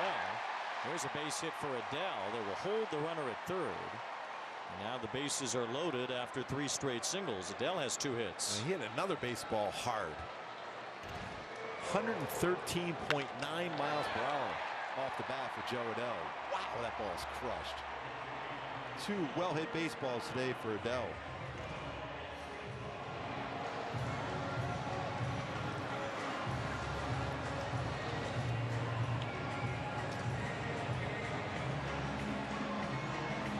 Eduardo Escobar will bat with the backs full. The Angels can really break it open here. Leading by 5 in the 5th inning.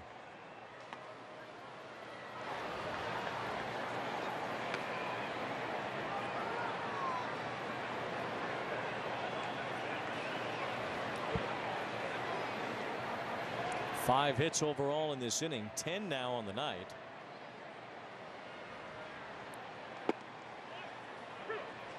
Backdoor to curveball, and this gets the outside corner.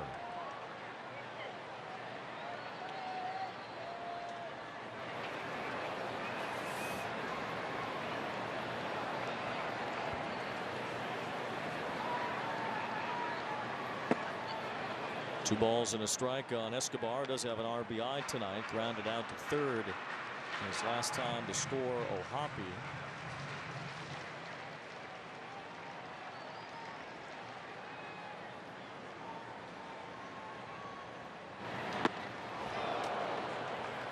Two balls and 2 strikes. Stratton has thrown 22 pitches after entering in this inning. Stratton came over from the Cardinals with Montgomery. One of those deadline deals that tried to boost the Rangers pitching staff. Good take on that curveball. So you think 3-2 count, the base is loaded, you got a real good shot at getting a fastball. He's about 71% normally, but I think it even goes up higher here. See what Stratton throws on a full count pitch with the bags full here in the 5th. One was in on the hands, and Escobar fought it off. And that four-seamer had some action to it off the plate, though.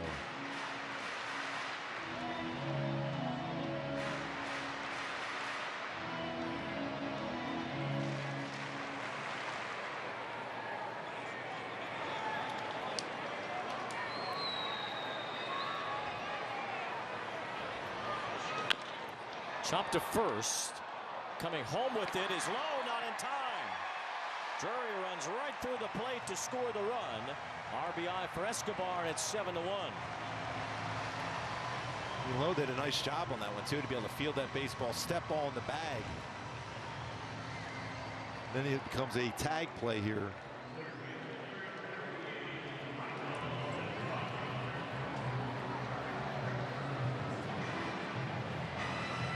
It's a big add-on run. Second time Escobar has driven in a run tonight. Angels lead by a half dozen. Here's Stefanik looking at a strike.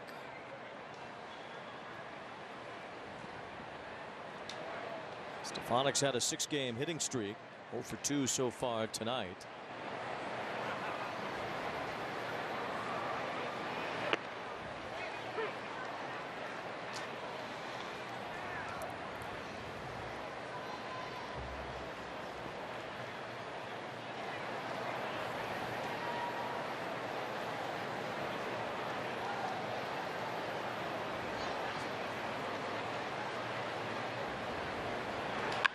Ground ball, past low, a base hit.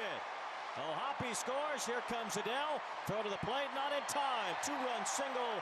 Michael Stefanik. It's 9-1 Halo. Doing it again. Line drive the other way. Used the whole field exceptionally well. By the way, it's fun watching Joe Adele run.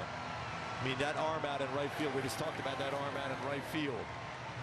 Stefanik again with another good swing. Fastball. Fletch-like upstairs, lines to the right field by Nathaniel Lowe. Well, Chris Stratton could not get the job done. He's coming out. After Hoppy and Adele came in. All Angels tonight, they lead 9-1. Think baseball. There's something that's been missing in the debate. Think analysis. He really looked like the perfect thing to add to this club last night. Think advanced metrics. The new rules are having an impact, and I'll bottom line it. Think MLB Now, the show for the thinking fan, only on MLB Network.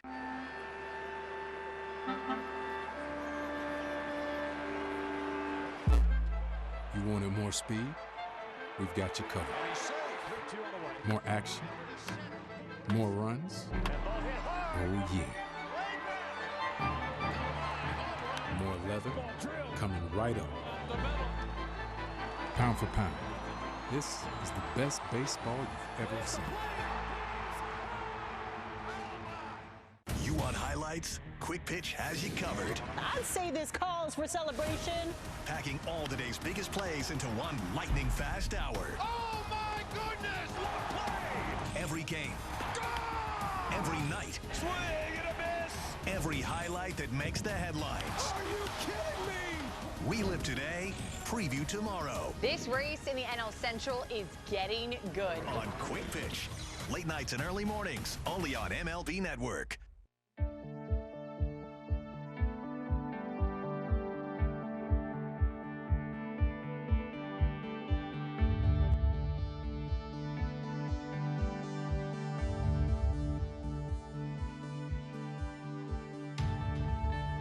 Valley Sports brought to you by Nissan. At Nissan, we make cars that thrill. Experience the thrill for yourself today. Shop NissanUSA.com. By Cremelli, authentic French frozen yogurt. Good for you and good for the world. And introducing Spectrum One Internet Advanced Wi-Fi and mobile for just $49.99 a month. Visit Spectrum.com. Randall Grichuk had the scenic route instead of the quick fly around the bases. Yes. Thought he had a homer. Instead, a double, scored anyway, and the Angels have had 5 runs in this inning as they will face Jake Latz, pitching for the second time in a big league game. Imagine he will be asked to go pretty long tonight now that it's a 9-1 game. Latz is from Lamont, Illinois, on the southwest side, southwest suburb of Chicago. I was going to say, you got into that area, right? Yeah, well, a lot of Sox fans in Lamont. I'll try to. Well, at every level, you're not real happy with them right now. I'm not happy with anybody in Chicago. It's not your kind of town, then. No, that hasn't been. 1 ball, 1 strike on Walsh.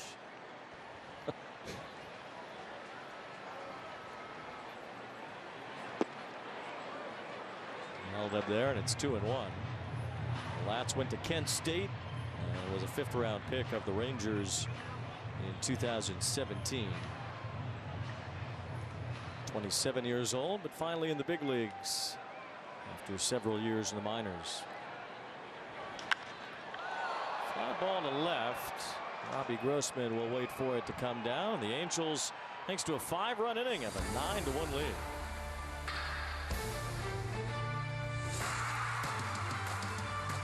Covering a full night of baseball is a team effort, and it all starts right here with MLB Tonight's first pitch. Let's go to the ballpark so you get a chance to look around a little bit. A match between the best teams in the National League going head-to-head. During the games, we take you to the games where you might see a live walk-off.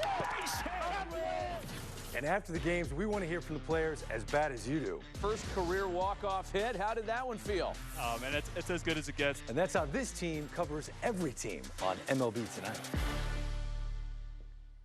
Sunday, from home plate to fashion plate. Go behind the seams on Inside Stitch at 11 Eastern. Then baseball cards take center stage. Join Greg Amsinger for a look at all things cardboard on MLB's Carded at 11:30. Sunday on MLB Network.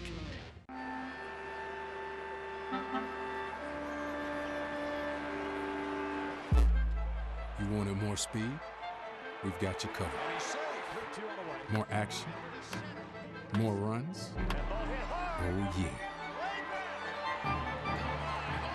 More leather coming right up. Pound for pound, this is the best baseball you've ever seen.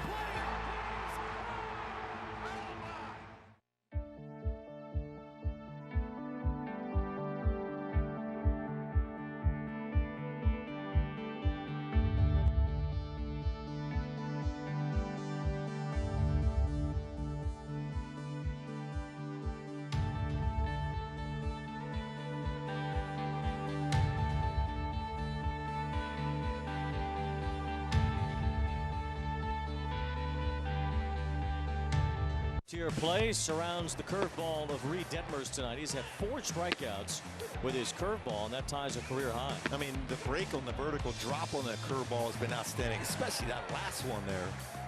Young, who chased that out of the strike zone. 6 strikeouts so far. I mentioned 4 with his curveball, 1 with his 4-seamer, 1 with his slider. Reid Detmers working with a big lead now. He gets a swing and a miss from Adolis Garcia to lead off the 6th inning. It is 9-1. The Angels have not scored a whole lot behind Detmers this year. 3rd lowest run support in the American League, but they've put up a big number tonight. And Detmers in line for just his 4th win this year. It would be his 2nd against Texas. 9 runs, 11 hits. Garcia out in front, and it's 1 ball, 2 strikes. Like that changeup too. You don't want to change your game plan. Even with the score, you still want in attack mode of the strike zone, but still using all your pitches. Swing and a miss, strike 3. Yeah, we talk about curveballs, the vertical drop for Shohei Ohtani. Jay Melendez. Wow, that one was at 71 miles per hour. 73-inch vertical drop. Even that look by Melendez, like, what was that? We say that all the time. Everything Shohei was doing all season long. And he'll be the no doubt MVP in the American League. I mean, there's really no case for Corey Seager or anybody else in the American League. And that's not to take away. Seager's had an amazing year. He is an incredibly good player. But the offensive numbers, even the ones that you can say are close, you can't. You have to add on the fact that Shohei was a very strong starting pitcher this year. Had some immaculate moments on the mound. I mean, even when you look at Seager, 2 stolen bases, 20 for Shohei. We showed you last night, Shohei has 10 wins above replacement this year. He is actually about to set a record for the fewest games played in a season with 10 wins above replacement or more. He's played at 135 games, racking up that 10 WAR. The previous record for most wins above replacement in a season that did not reach a full season was Mookie Betts, getting to about 10 in 136 games. As Mitch Garver, it's a fly ball to center field. Joe Adell comes in for it. It's the first time he hasn't been on base yet in this series. 2 up, 2 down.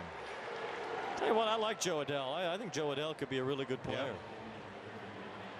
I mean, he's hit a couple baseballs, just crushed him today. You could see where he probably could use to make more contact, but he runs the bases. He's very fast. He's got a very strong arm. He's been much better. Even from spring training this year, he's a much better outfielder than he was. And he's put a lot of hard work into it also. With that power that he has, even if he doesn't hit for a lot of contact, he's still going to make an impact offensively in some way. You'd like to see more contact than what he's made. But I think Joe Adell could put together a point that he could be a pretty solid big league player. Yes. A lot of talent. 1 ball, 1 strike on Nathaniel Lowe. Detmers has thrown him some really good curveballs today. Detmers has really been on top of his game for the last 6 weeks.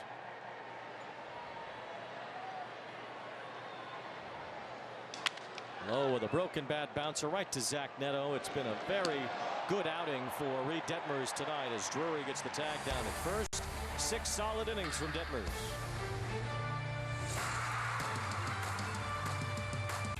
Hey kids, join MLB Network and your favorite players for a show made just for you. Play ball.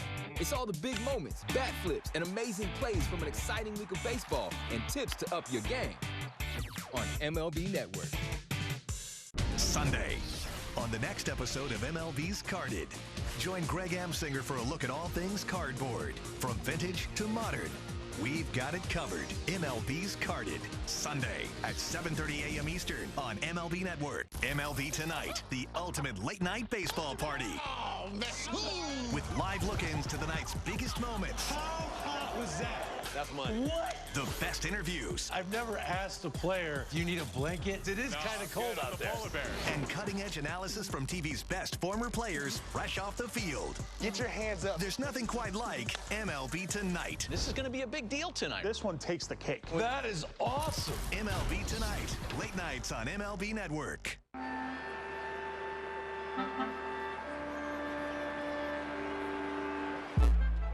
You wanted more speed? We've got you covered. More action? More runs? Oh, yeah. More leather? Coming right up. Pound for pound, this is the best baseball you've ever seen.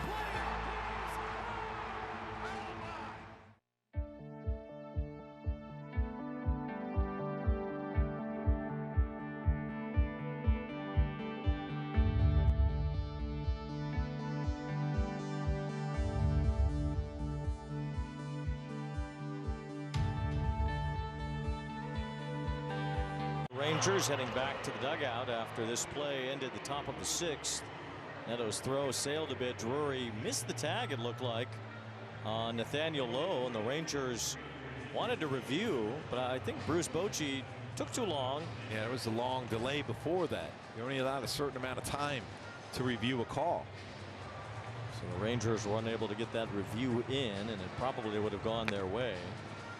Been some changes for the Rangers. Seager has come out. Simeon is still in, but Corey Seager has come out of the game. Josh Smith has gone to play shortstop. Remember, Seager got hit by a pitch earlier. It's like Ezekiel Duran is in left field. It looks like Jankowski might be in right. And there's a new catcher as well. Austin Hedges has gone in behind the plate. Another Jay Serra product. Hog, it says, as nickname, Hog. That's what it says on his catcher's gear.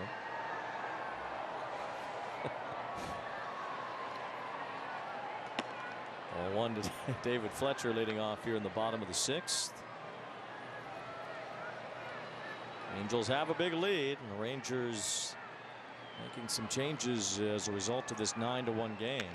Reid Detmers pretty efficient. We talked about pitch efficiency coming in as far as go-tos through 6 with his 84 pitches. Well, he's had 4 outings now. out of his last 7 starts where he's gotten through 6 innings. That's a big difference from what we see from a lot of these starters for the Angels. You know, Patrick Sandoval routinely does not go that deep into games. Detmers certainly has had those moments as well this year. Griffin Canning. There's a strike into Fletcher. We'll see Canning tomorrow make his last start of the year against Dane Dunning, who's been roughed up lately. I think Canning's had a great season. Career highs in wins, innings, strikeouts. It's been a nice step forward for Canning this year. All 4 pitches he's thrown effectively and stayed healthy.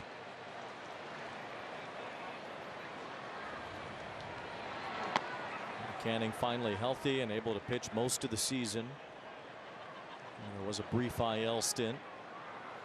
Other than that, he's been pretty durable this year. A couple of IL stints, one at the very beginning of the year as well. Fletcher walks. Angels have 11 hits, and they've really struck the ball well tonight. When they've stayed on pitches, consistent get the barrel. That's a 3-run home run. Joe Adell has crushed a couple baseballs. Grichuk thought he had a home run.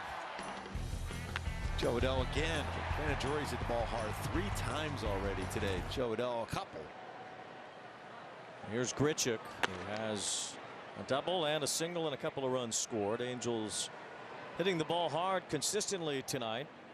Adell's got the hardest hit ball. 114. Wow. The average exit velocity for a hit is 93.9. A lot of those well above that. It's way up on the FM dial. Oh yeah. We were talking about Brooks Robinson earlier. Saw this post from Sarah Langs that Brooks Robinson holds the record for the most games with the only RBI in a 1-0 win. He did it 10 times in his career. Wow. He had the 1 in a 1-0 win. And for the Orioles. You know he saved a lot of those runs on the other side too, defensively. But in a great coincidence, on the day that Brooks passes away, the Orioles won tonight 1-0. Yeah. It's Gunnar Henderson who drove in the only run for Baltimore tonight. But Brooks Robinson held the record 10 times. Gunnar Henderson drove in the run. Yeah. Third baseman. Wow. Fly ball it pretty well. Jankowski's back at the wall. He makes the catch. Grichuk trying to knock one out to right center again and came up just short. So 1 out here in the 6th.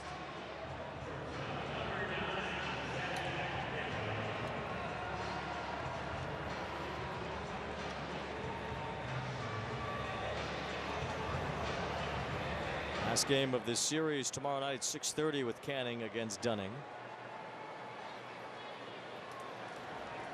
As long as the Angels hold on tonight, the Rangers will not be able to clinch anything here at Angel Stadium.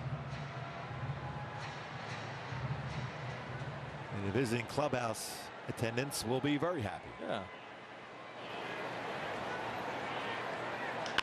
Netto with a rocket to third, handled by sliding Young. Gets it to second for 1.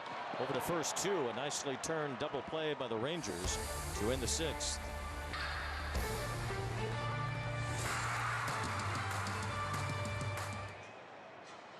This is Mookie Betts. This is Christopher Russo. And this is the High Heat Hot Seat. Mookie Betts plays hard, so he doesn't end up here. High Heat with Christopher Russo, helping players play harder on MLB Network. Covering a full night of baseball is a team effort, and it all starts right here with MLB Tonight's first pitch. Let's go to the ballpark so you get a chance to look around a little bit. A match between the best teams in the National League going head-to-head. During the games, we take you to the games where you might see a live walk-off. And after the games, we want to hear from the players as bad as you do. First career walk-off hit. How did that one feel? Oh, man, it's as good as it gets. And that's how this team covers every team on MLB Tonight.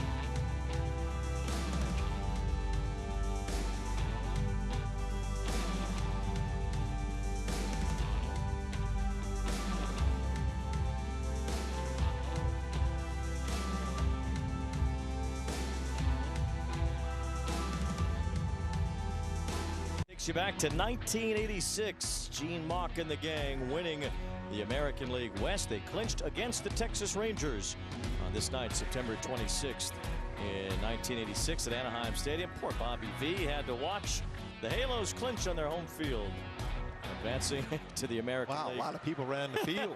Championship Series.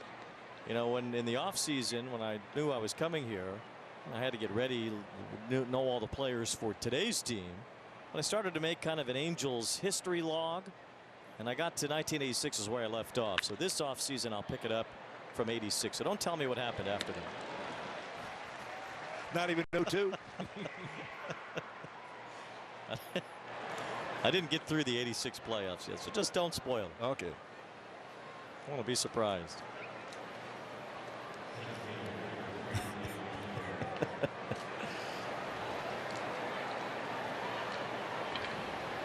Austin Hedges grounding out to begin here in the top of the 7th inning.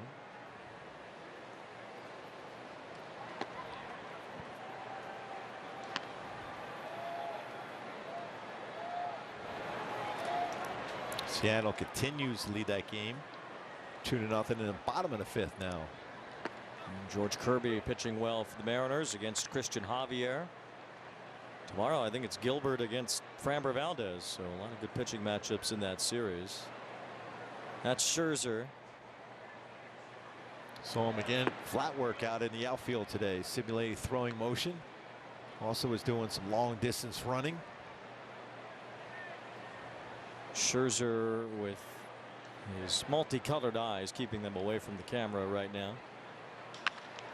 Little looper to right field. Jared Walsh is there. 2 up, 2 down for Detmers here in the 7th. There you go. One blue eye, one brown eye. He says the brown eye is the pitching eye. Well, if you're a Ranger fan right now, seeing him throwing in the outfield, that's a positive sign. And he looked like he was, you know, he was playing some long toss, and then he closed it out to about 60 feet away. Flat ground work. Obviously, it's a little bit different when you go on the incline of a mound, but he looked pretty good and fluid from where I was sitting here today. And we talked about the playoffs starting next Tuesday. That's the wild card round. For the American League Division Series, that starts October 7th. So that's about a week and a half from now. And you go into that series and you think about maybe the middle of that series being 2 weeks from now. Can Scherzer be ready in 2 weeks? Is the real question I think the Rangers are asking right now. You know, Scherzer wants in, and at 39 years old, already a Hall of Famer. You know, all that's left to play for is championships. He's got one. He won with the Nationals in 2019, and he's got a shot with these Rangers this year. It's 3-0 on Semien. Detmers has thrown 93 pitches in his 6 2/3 innings.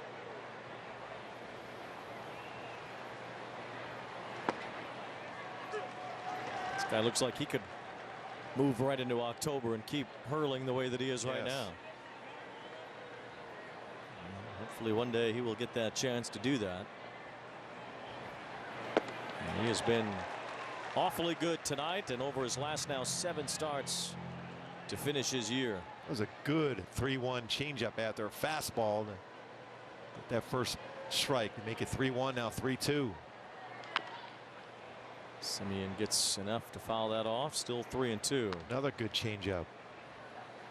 Going forward for Reid Detmers, he's going to remember what he's done in his last 4 starts and utilize and use often that changeup to go along with his curveball, slider, and his fastball. Ball 4 to Semien. And a 2-out walk. Join us for the Big A Fan Appreciation Night. Is this Saturday, September 30th. Angels and the A's at 6. Fans will have the chance to win prizes from Pechanga Resort Casino, Coca-Cola, Jersey Mike Subs, Monster Energy, and more. Visit angels.com/promotions. Season ends on Sunday, a noon game on Sunday. Major League Baseball wants everyone starting at the same time on Sunday, so it could be that scoreboard watching happening if need be for game 162. Detmers starting to lose the strike zone a bit as he tries to get through the 7th. Well, Hoppy out for a quick word, and we'll have one as well from Land Rover.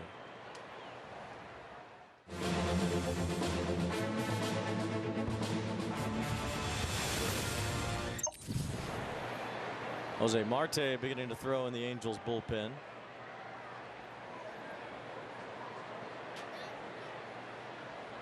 Wonder if we'll see Estevez tonight, even though it's a big lead. Josh Smith with a bouncing ball, and that ends the 7th. Reid Detmers, another solid performance. A great ending to his season.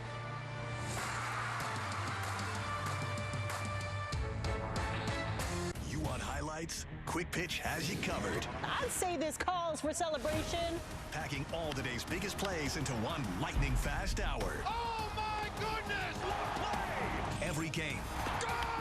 Every night. Swing and a miss! Every highlight that makes the headlines. Are you kidding me? Relive today, preview tomorrow. This race in the NL Central is getting good. On Quick Pitch. Late nights and early mornings, only on MLB Network. Keep up with every team on MLB Network wherever you go. Just download the MLB app, click MLB Network, and sign in with your TV provider info. Then watch MLB Network all day, every day, your way.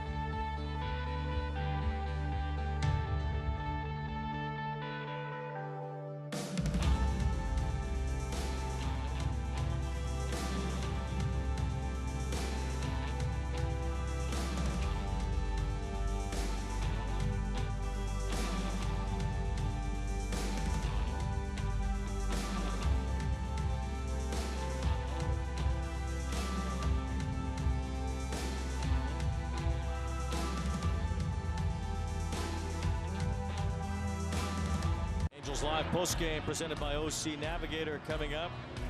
Phil Nevin certainly does have great relationships with his players.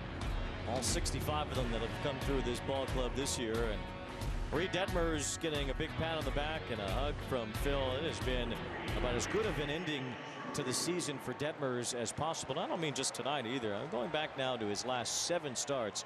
Detmers has been on a very good run. And when you think about it, pitching, using his pitches, using them all.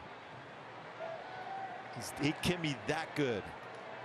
Now you're going to look at his record and say, well, he wasn't good this season. Not as good as everyone anticipated, but there's signs that it's out there for Reid Detmers. He just got to start trusting it, and he trusted it against arguably the best offensive team in the American League, Texas Rangers, and he threw the ball exceptionally well all season long against them. 5 starts for Detmers against the Rangers this year, and his ERA 1.85. Brandon Drury's had 3 hits tonight. And another baseball hit hard by Drury. 12 hits overall for the Angels.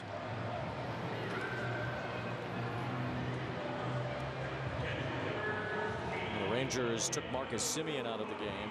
He plays just about every inning of every game. He's almost Ripken-esque with the way that Semien takes the field every inning of every day. And a Drury out of the game also now. And Brett Phillips going in to run for Drury. That means we'll go to right and Walsh to first.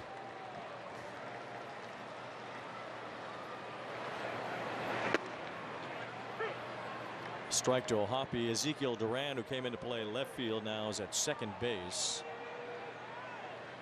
And Evan Carter now in left field for the Rangers.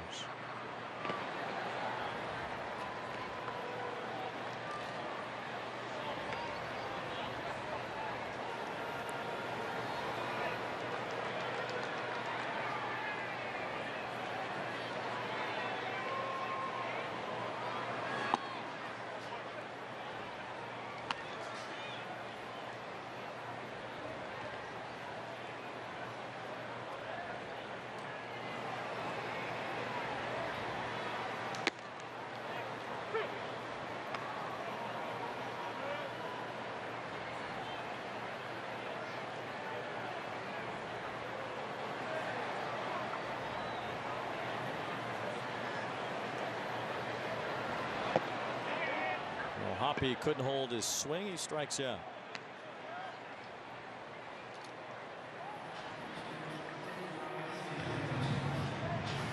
Couple hits in the game for Hoppy today. Chase that breaking ball out of the zone. Solid night behind the plate also. Did a great job working with Reid Detmers. Swing and a miss by Adele. They got to keep this team healthy next year, and not all of it is even just wear and tear or the types of injuries that could happen to a professional athlete. And so many freak injuries as well, as Adele sends one to the right field corner. Jankowski, a tremendous effort, falls into the crowd. It is 9-1, and what a ridiculous effort from Travis Jankowski, going all out to try to catch that ball. And he's getting applause by the fans here at the Big A. What an effort. There's not a lot of give in that wall there either. That's going to be painful. He had it right in his glove too. That was an unbelievable effort. Look at the Jordan pose.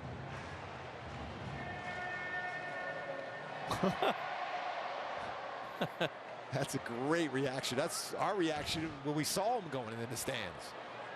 Well, Hedges has been here a bunch growing up in Orange County. I don't think he's ever seen anybody do that before.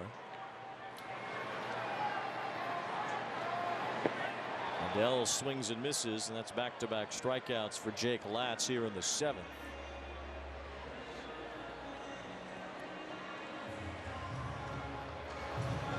Boy, going into the stands like he's a football player. You know he's a big fan of a certain football team that I'm sure you're happy about, Wayne. Philadelphia Eagles. Sure. I'll be happy about anybody else's football team right now. Eagles are what, 3-0 now? Yes.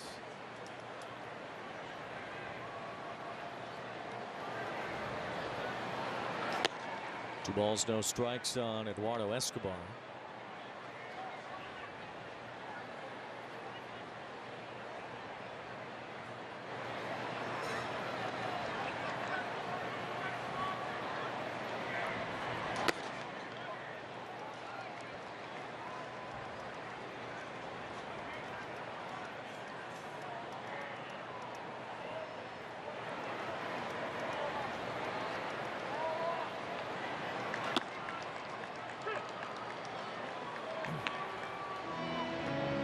Escobar has 2 RBIs tonight, although he does not have a hit in this game.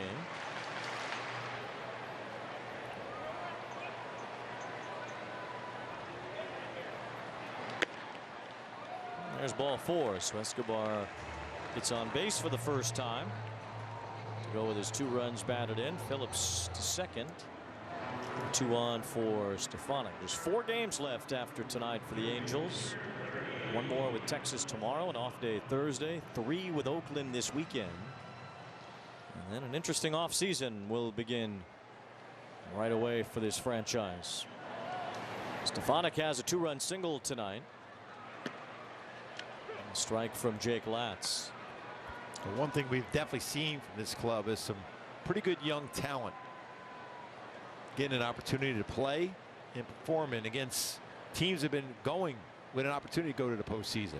And some of these guys will certainly have an opportunity to be on the opening day roster next year. O'Hoppe and Neto for sure. Shonowell, I would imagine, as well. Ben Joyce, Jose Soriano. Some young pitchers, young relievers we saw. Stefanik couldn't keep that fair. And we still forget how young Reid Detmers is too. Joe Adele. We'll see what Adele and Moniak, those 2 guys both in their mid-20s. If that's a potential platoon situation or not between those 2, maybe. Taylor Ward should be healthy and ready to go by spring training. Rengifo hopes to be. He's been watching all our games. So the pieces will be there. The Angels will have to figure out what they want to add, and the Shohei question will have to be answered at some point.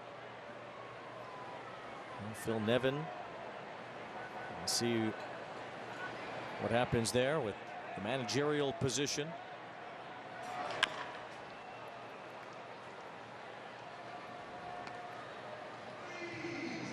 It certainly will be an offseason worth watching around this ball club and how this team is built for 2024.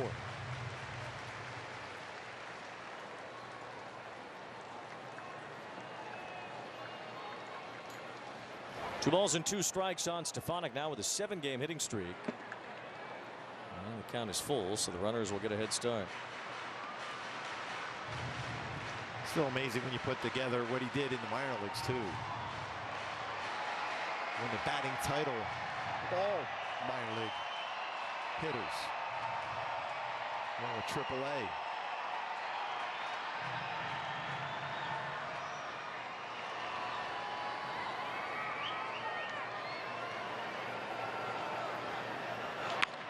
Ground ball to short. High throw, and Stefanik runs into the tag to end the inning. Angels have a big lead, but that didn't stop Travis Jankowski from making a tremendous effort into the crowd trying to catch a foul ball.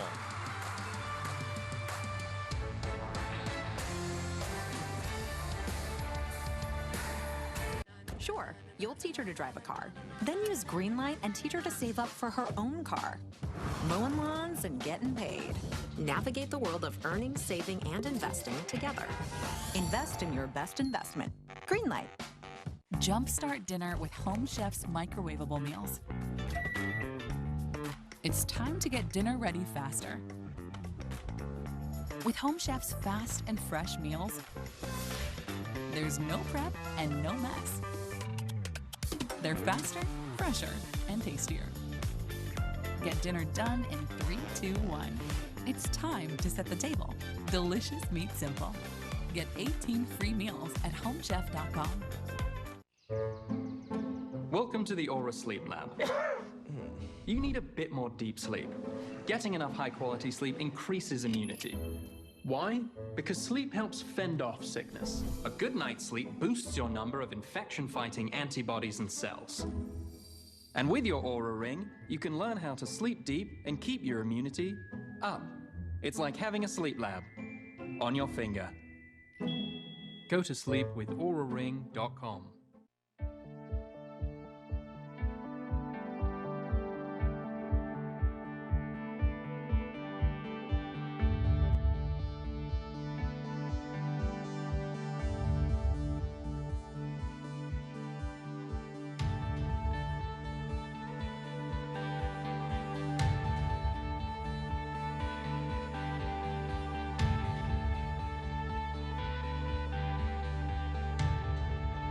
Angels baseball and Valley Sports brought to you by Carl's Jr. They're playing with fire and big, sweet, smoky flavor. The new Big Char Chili Burger. By Metro Water District for water-saving tips and rebates, visit bewaterwise.com. And by Pitching Decisions presented by Sage, official finance partner of Major League Baseball. Reid Detmers comes out after 7 innings tonight. He was excellent once again. Yeah, it's great stuff working. It's good to see Chuck Finley there, right there, to congratulate his fellow lefty.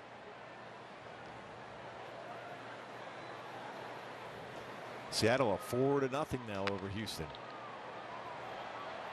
Fly ball to right field, over for to Dell, makes the catch. Bill goes, I don't think I'm going to jump in the stands like that. I don't have to.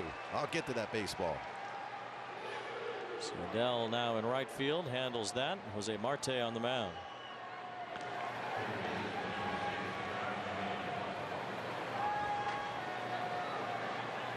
Brett Phillips in center field. And Adele in right with Jared Walsh moving to first base.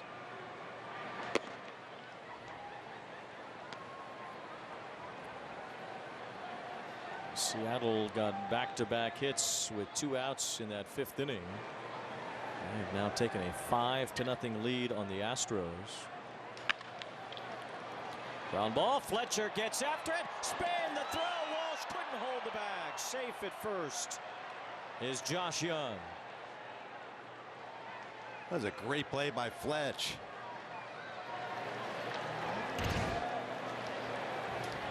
Showing a lot of range, spins around, off balance throw, but just pulls Walsh off the bag as he tries to keep the foot on there. Just off the bag though.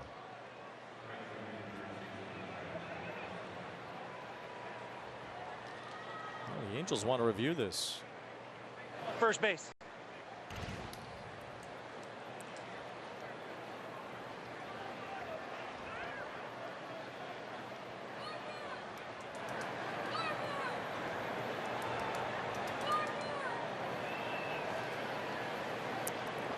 Takes a little steam off the call when the umpires get the call wrong.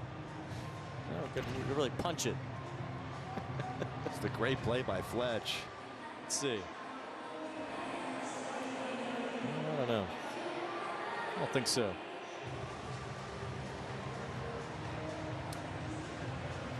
Let's see right there. So close. Well, you know, it is a lot closer there. Yeah. But I think it's going to be tough to overturn the call. Closer than I thought.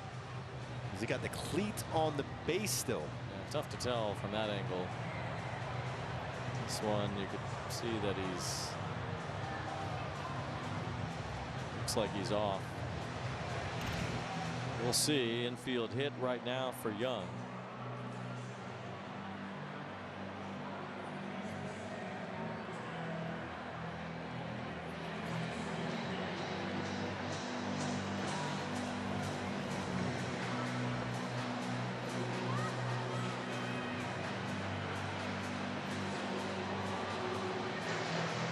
The call on the field stands. The runner's safe. Los Angeles will lose their challenge.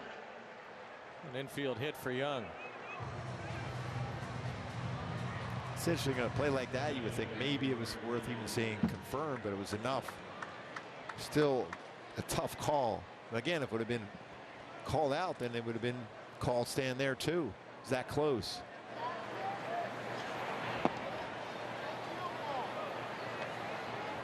Travis Jankowski at the plate. Just a great effort by Jankowski. And a ball that was hit into the seats in right field.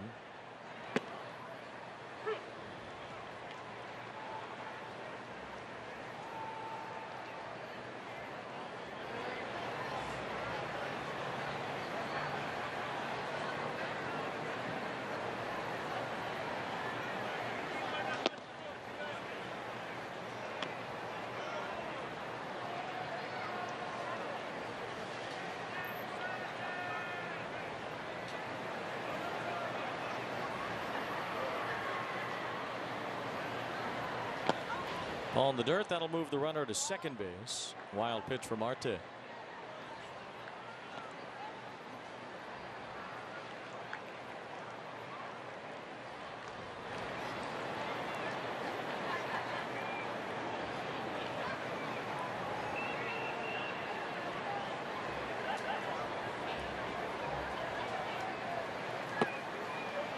There's ball 4, so Marte is allowed an infield hit and a walk with 1 out. Now Mitch Garver will be the batter. I'd say looking for that ground ball in an infield to see if he can get a double play. The Detmers working 7 innings here in the 8th. It's Jose Marte. We'll see if Phil Nevin has something else in mind for the 9th inning. Fulmer tries to work his way back. Yeah, you know he's calling down, saying I can pitch.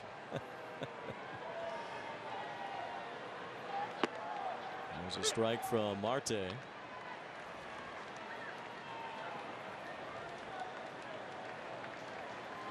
Seattle has a 5-0 lead on Houston in the 5th inning. So Rangers, with their preference being made there, they certainly would prefer that Seattle wins tonight than Houston. If Texas is going to lose, that would keep Houston at 2.5 back, and the Mariners would gain a game, but they'd still be 3 out. Rangers have the tiebreaker over Seattle. They do not have it, though, over Houston. Well, how big is that game tomorrow in Seattle now? Enormous. That's an enormous game between the Mariners and the Astros tomorrow. And the winner will have the 3rd wild card spot for the time being, going into the final series. Seattle could leapfrog Houston if they hold on tonight and win tomorrow. The Mariners finish with 4 at home against the Rangers. The Astros have to go to Arizona for a 3-game series to end their season. And the Diamondbacks are fighting for a playoff spot too. Arizona has the edge in the second wild card in the National League. The Cubs are third, although the Cubs now with a half-game lead over Miami and a game-and-a-half lead on the Reds. The Cubs don't have the tiebreaker over any of those teams.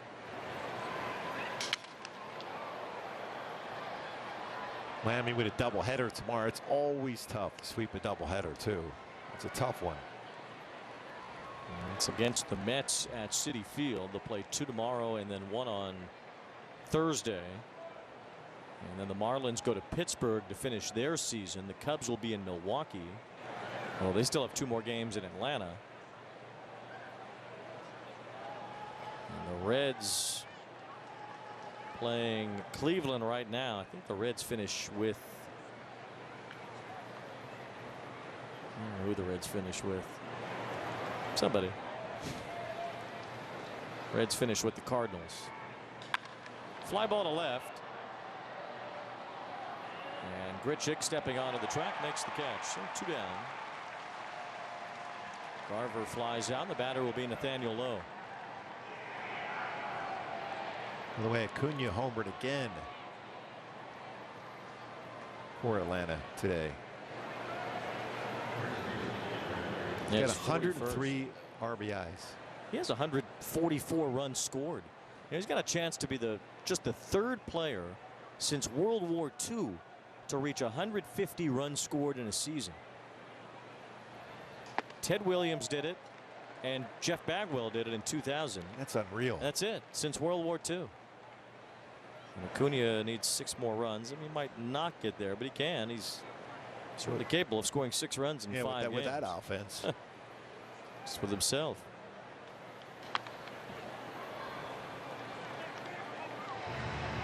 He did hit 2 more home runs today. Kevin Pillar homered, and Acuna 2 more. Acuna had 2 homers in that game? No. No, he won. No, The Braves had 2 more. 2 more, yes. So they have 301. They became the first team in Major League history to hit 300 homers and steal 100 bases in the same year. And they're 6 away from the record for the most home runs in a single year by a single team. 2 balls, 2 strikes on Nathaniel Lowe.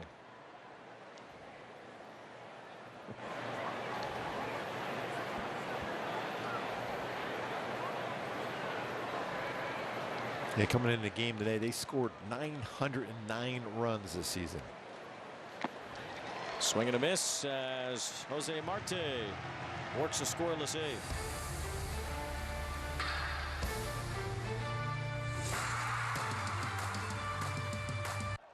We love going to games, but good seats get pricey. So we use Game Time. Game Time checks ticket prices in real time and finds you all the best last-minute deals. We got our seats 20 minutes ago for 60% off. Last-minute tickets at the best price in seconds. Download Game Time now. Let's talk about ED. As you get a little older, things tend to work a little differently. I felt shame, embarrassment, guilt. Like something had been knocked out from underneath me. What HIMS does is says, hey, look, don't worry about it. We got this part covered. 100% online. The whole process was very discreet. It made me feel like I'm a rock star. This product has changed my life. When it kicked in, I said, yeah, I'm back. I remember this feeling. Get started today at 4hims.com. If we weren't proud of the craftsmanship and level of detail that go into every pair of Warby Parker glasses, well, we probably wouldn't show you how they're made, including this part, which is our favorite. Wow. And this is also great. Each pair comes standard with lenses that are scratch-resistant, anti-reflective, and UV protective. Try 5 pairs for free at warbyparker.com.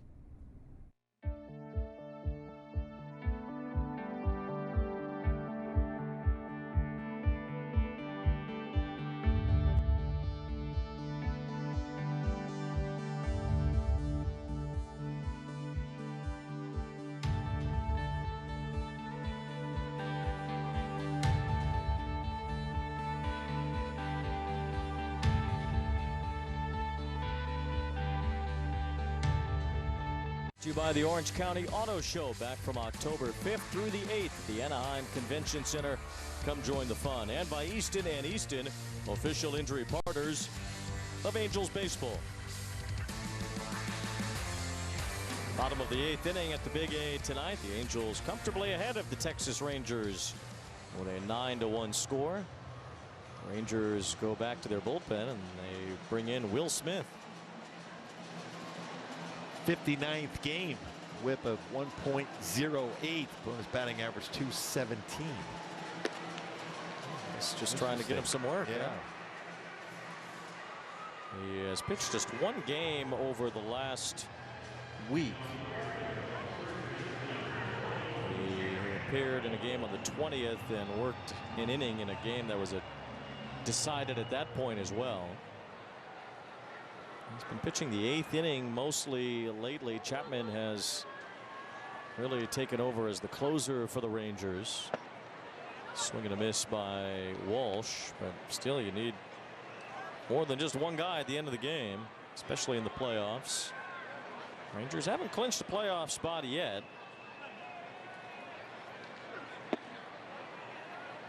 And Smith has had 22 saves this year. You know, Leclerc has really pitched well lately too, and he's gotten some saves. He have the great changeup. So between Leclerc and Chapman, they've kind of handled the 9th inning, and Will Smith has filled the gaps. And this is just to get some work, I suppose, in a 9-1 game. And the ball at 2 strikes on Jared Walsh.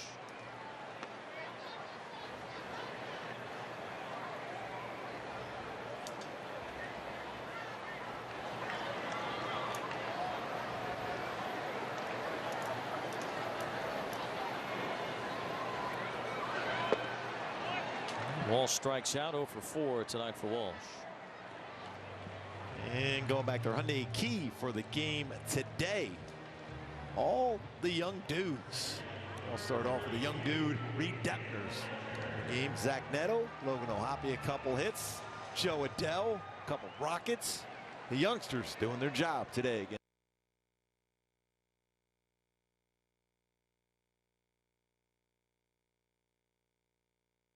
Detmers was the main young dude tonight. 7 innings, allowed 1 run. O'Hoppe had 2 runs scored. Joe Adell had 2 hits and a run scored. Stefanik a couple of RBIs. Neto has an RBI and a run scored. Well, the young players have done a nice job over the last month when the Angels have relied on a younger roster.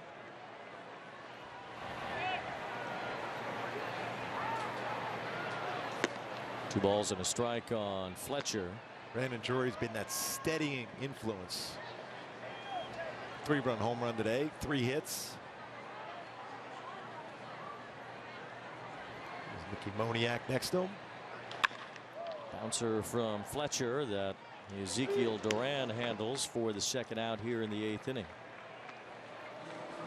So Texas trying to keep their lead at 2.5 over Houston. Seattle beating the Astros tonight 5-0. Rangers magic number over Seattle stay at 3. And it will also be at 3 over Houston.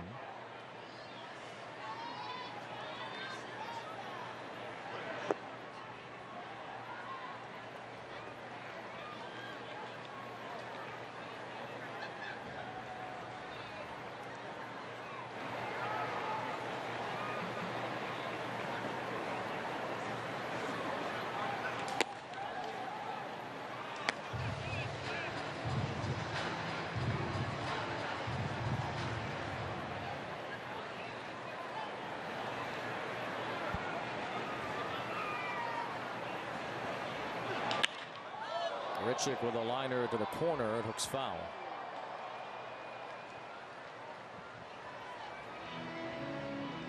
Just missed the home run. Way back in the 5th inning, the big 5th inning for the Angels when they scored 5. Originally called a home run, but reviewed, changed to a double. Eventually scored on a wild pitch.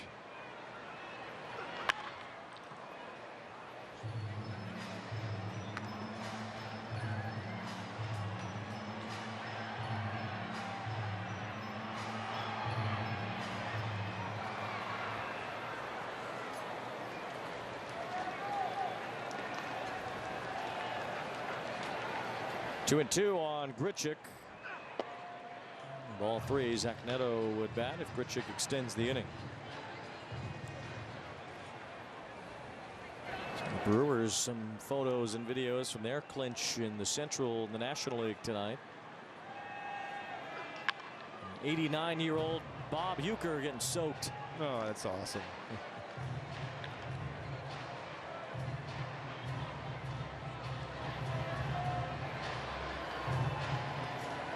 It'd be great to hear you calling some playoff games on WTMJ in Milwaukee starting next week. Ball 4. As Grichuk draws a walk, Uecker will turn 90 in January.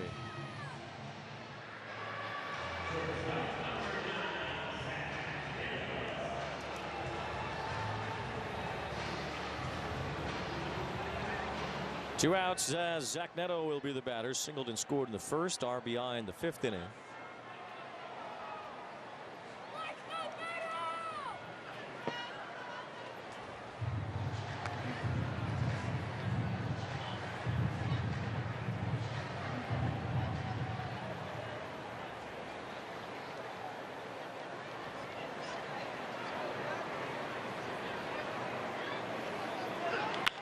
Hit hard, but caught by a diving Young, moving into foul territory. As that ends the inning, the Angels head to the 9th with a big lead.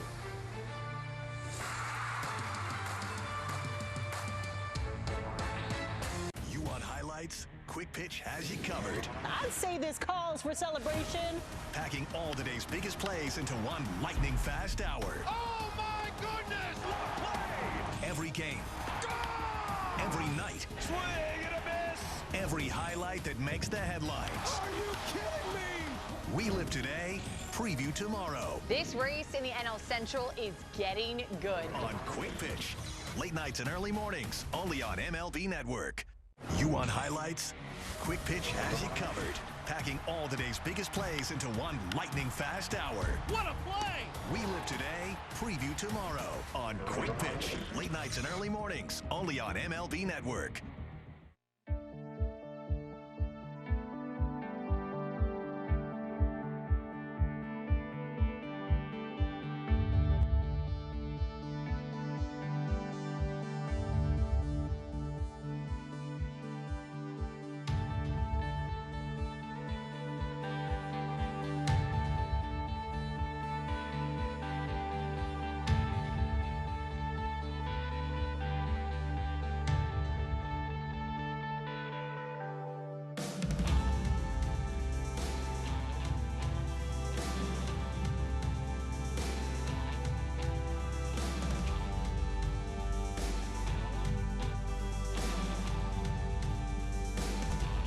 Players who best represent the game through positive contributions on and off the field. Vote today at MLBtogether.com/Clemente21.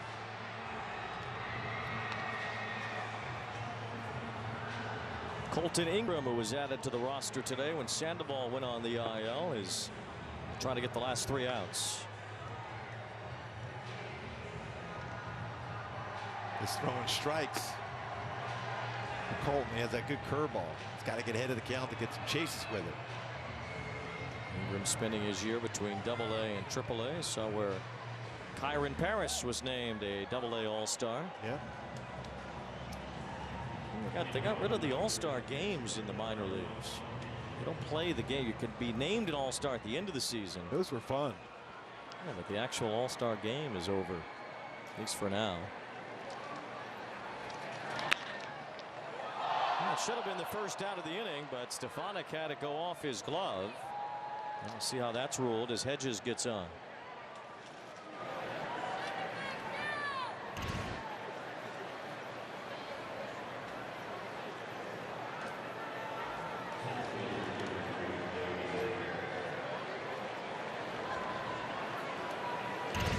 Call that an error, I believe. So Hedges is on first, and now Leody Taveras looks at a strike. Shout out there our good buddy Wayne Ivey. There he is, second to last game of his career. That smile every day, outstanding. I mean, you're the best. Congratulations. He is an all-timer. 2 more days to put up with us. Is that why he's retiring? Because of us? Probably. He's going, yeah.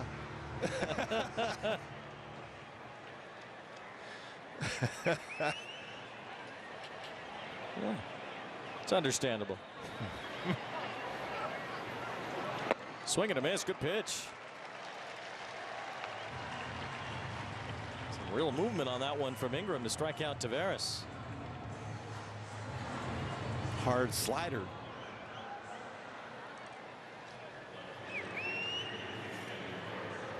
One away now. Evan Carter is the batter. Carter, the 21-year-old rookie outfielder, who's made a good first impression at the big league level.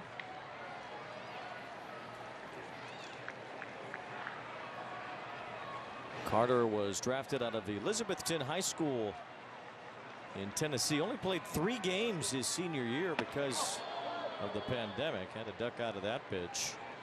He was still taken as a 2nd-round pick. Remember, only a 5-round draft that year. And the Rangers, you know, wasn't really on many teams' radars. The Rangers grabbed him in the 2nd round. He was headed to Duke otherwise, after being the valedictorian at Elizabethton High School. You were the valedictorian at Penn Charter, weren't you? Oh, yeah. Oh, yeah. I was going to Duke, so I have that going for me. Swing and a miss, strike 3. So Ingram with another good breaking ball, has back-to-back strikeouts here in the 9th. Yeah, staying within himself, not overthrowing it. Good late break to it. The Angels an out away from making sure the Rangers don't celebrate a playoff berth or division title on their home field. There's a fly ball to right from Josh Smith. Adele is back for it in front of the wall. It is gone. A home run for Smith. 9-3. And those are the unearned runs after the error by Stefanik to start the inning. Again, another aggressive swing on the first pitch and some damage on the first pitch. Well, he's batting in the spot where Seager was, so there's a tribute to Corey Seager. It's a pretty significant launch angle on that one, too.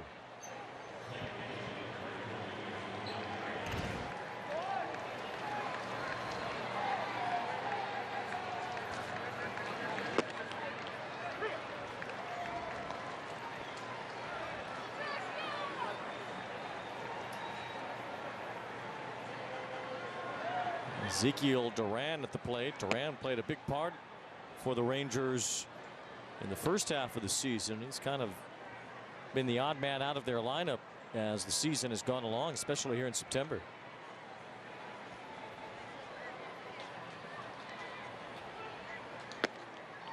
It's a nice backdoor slider there.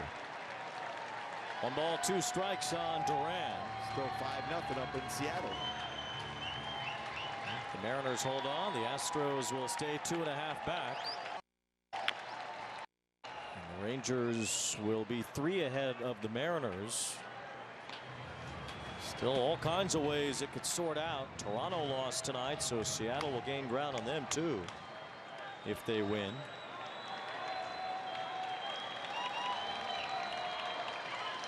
Swing and a miss, strike 3. Say goodnight to the Rangers as the Angels beat him in a laugher tonight. Colton Ingram, not used to getting the final out of a game. He was walking off to the dugout. He's got to shake hands now. I think he was running over to say hi to Dwayne there after, because he knows he's got the walk-off interview.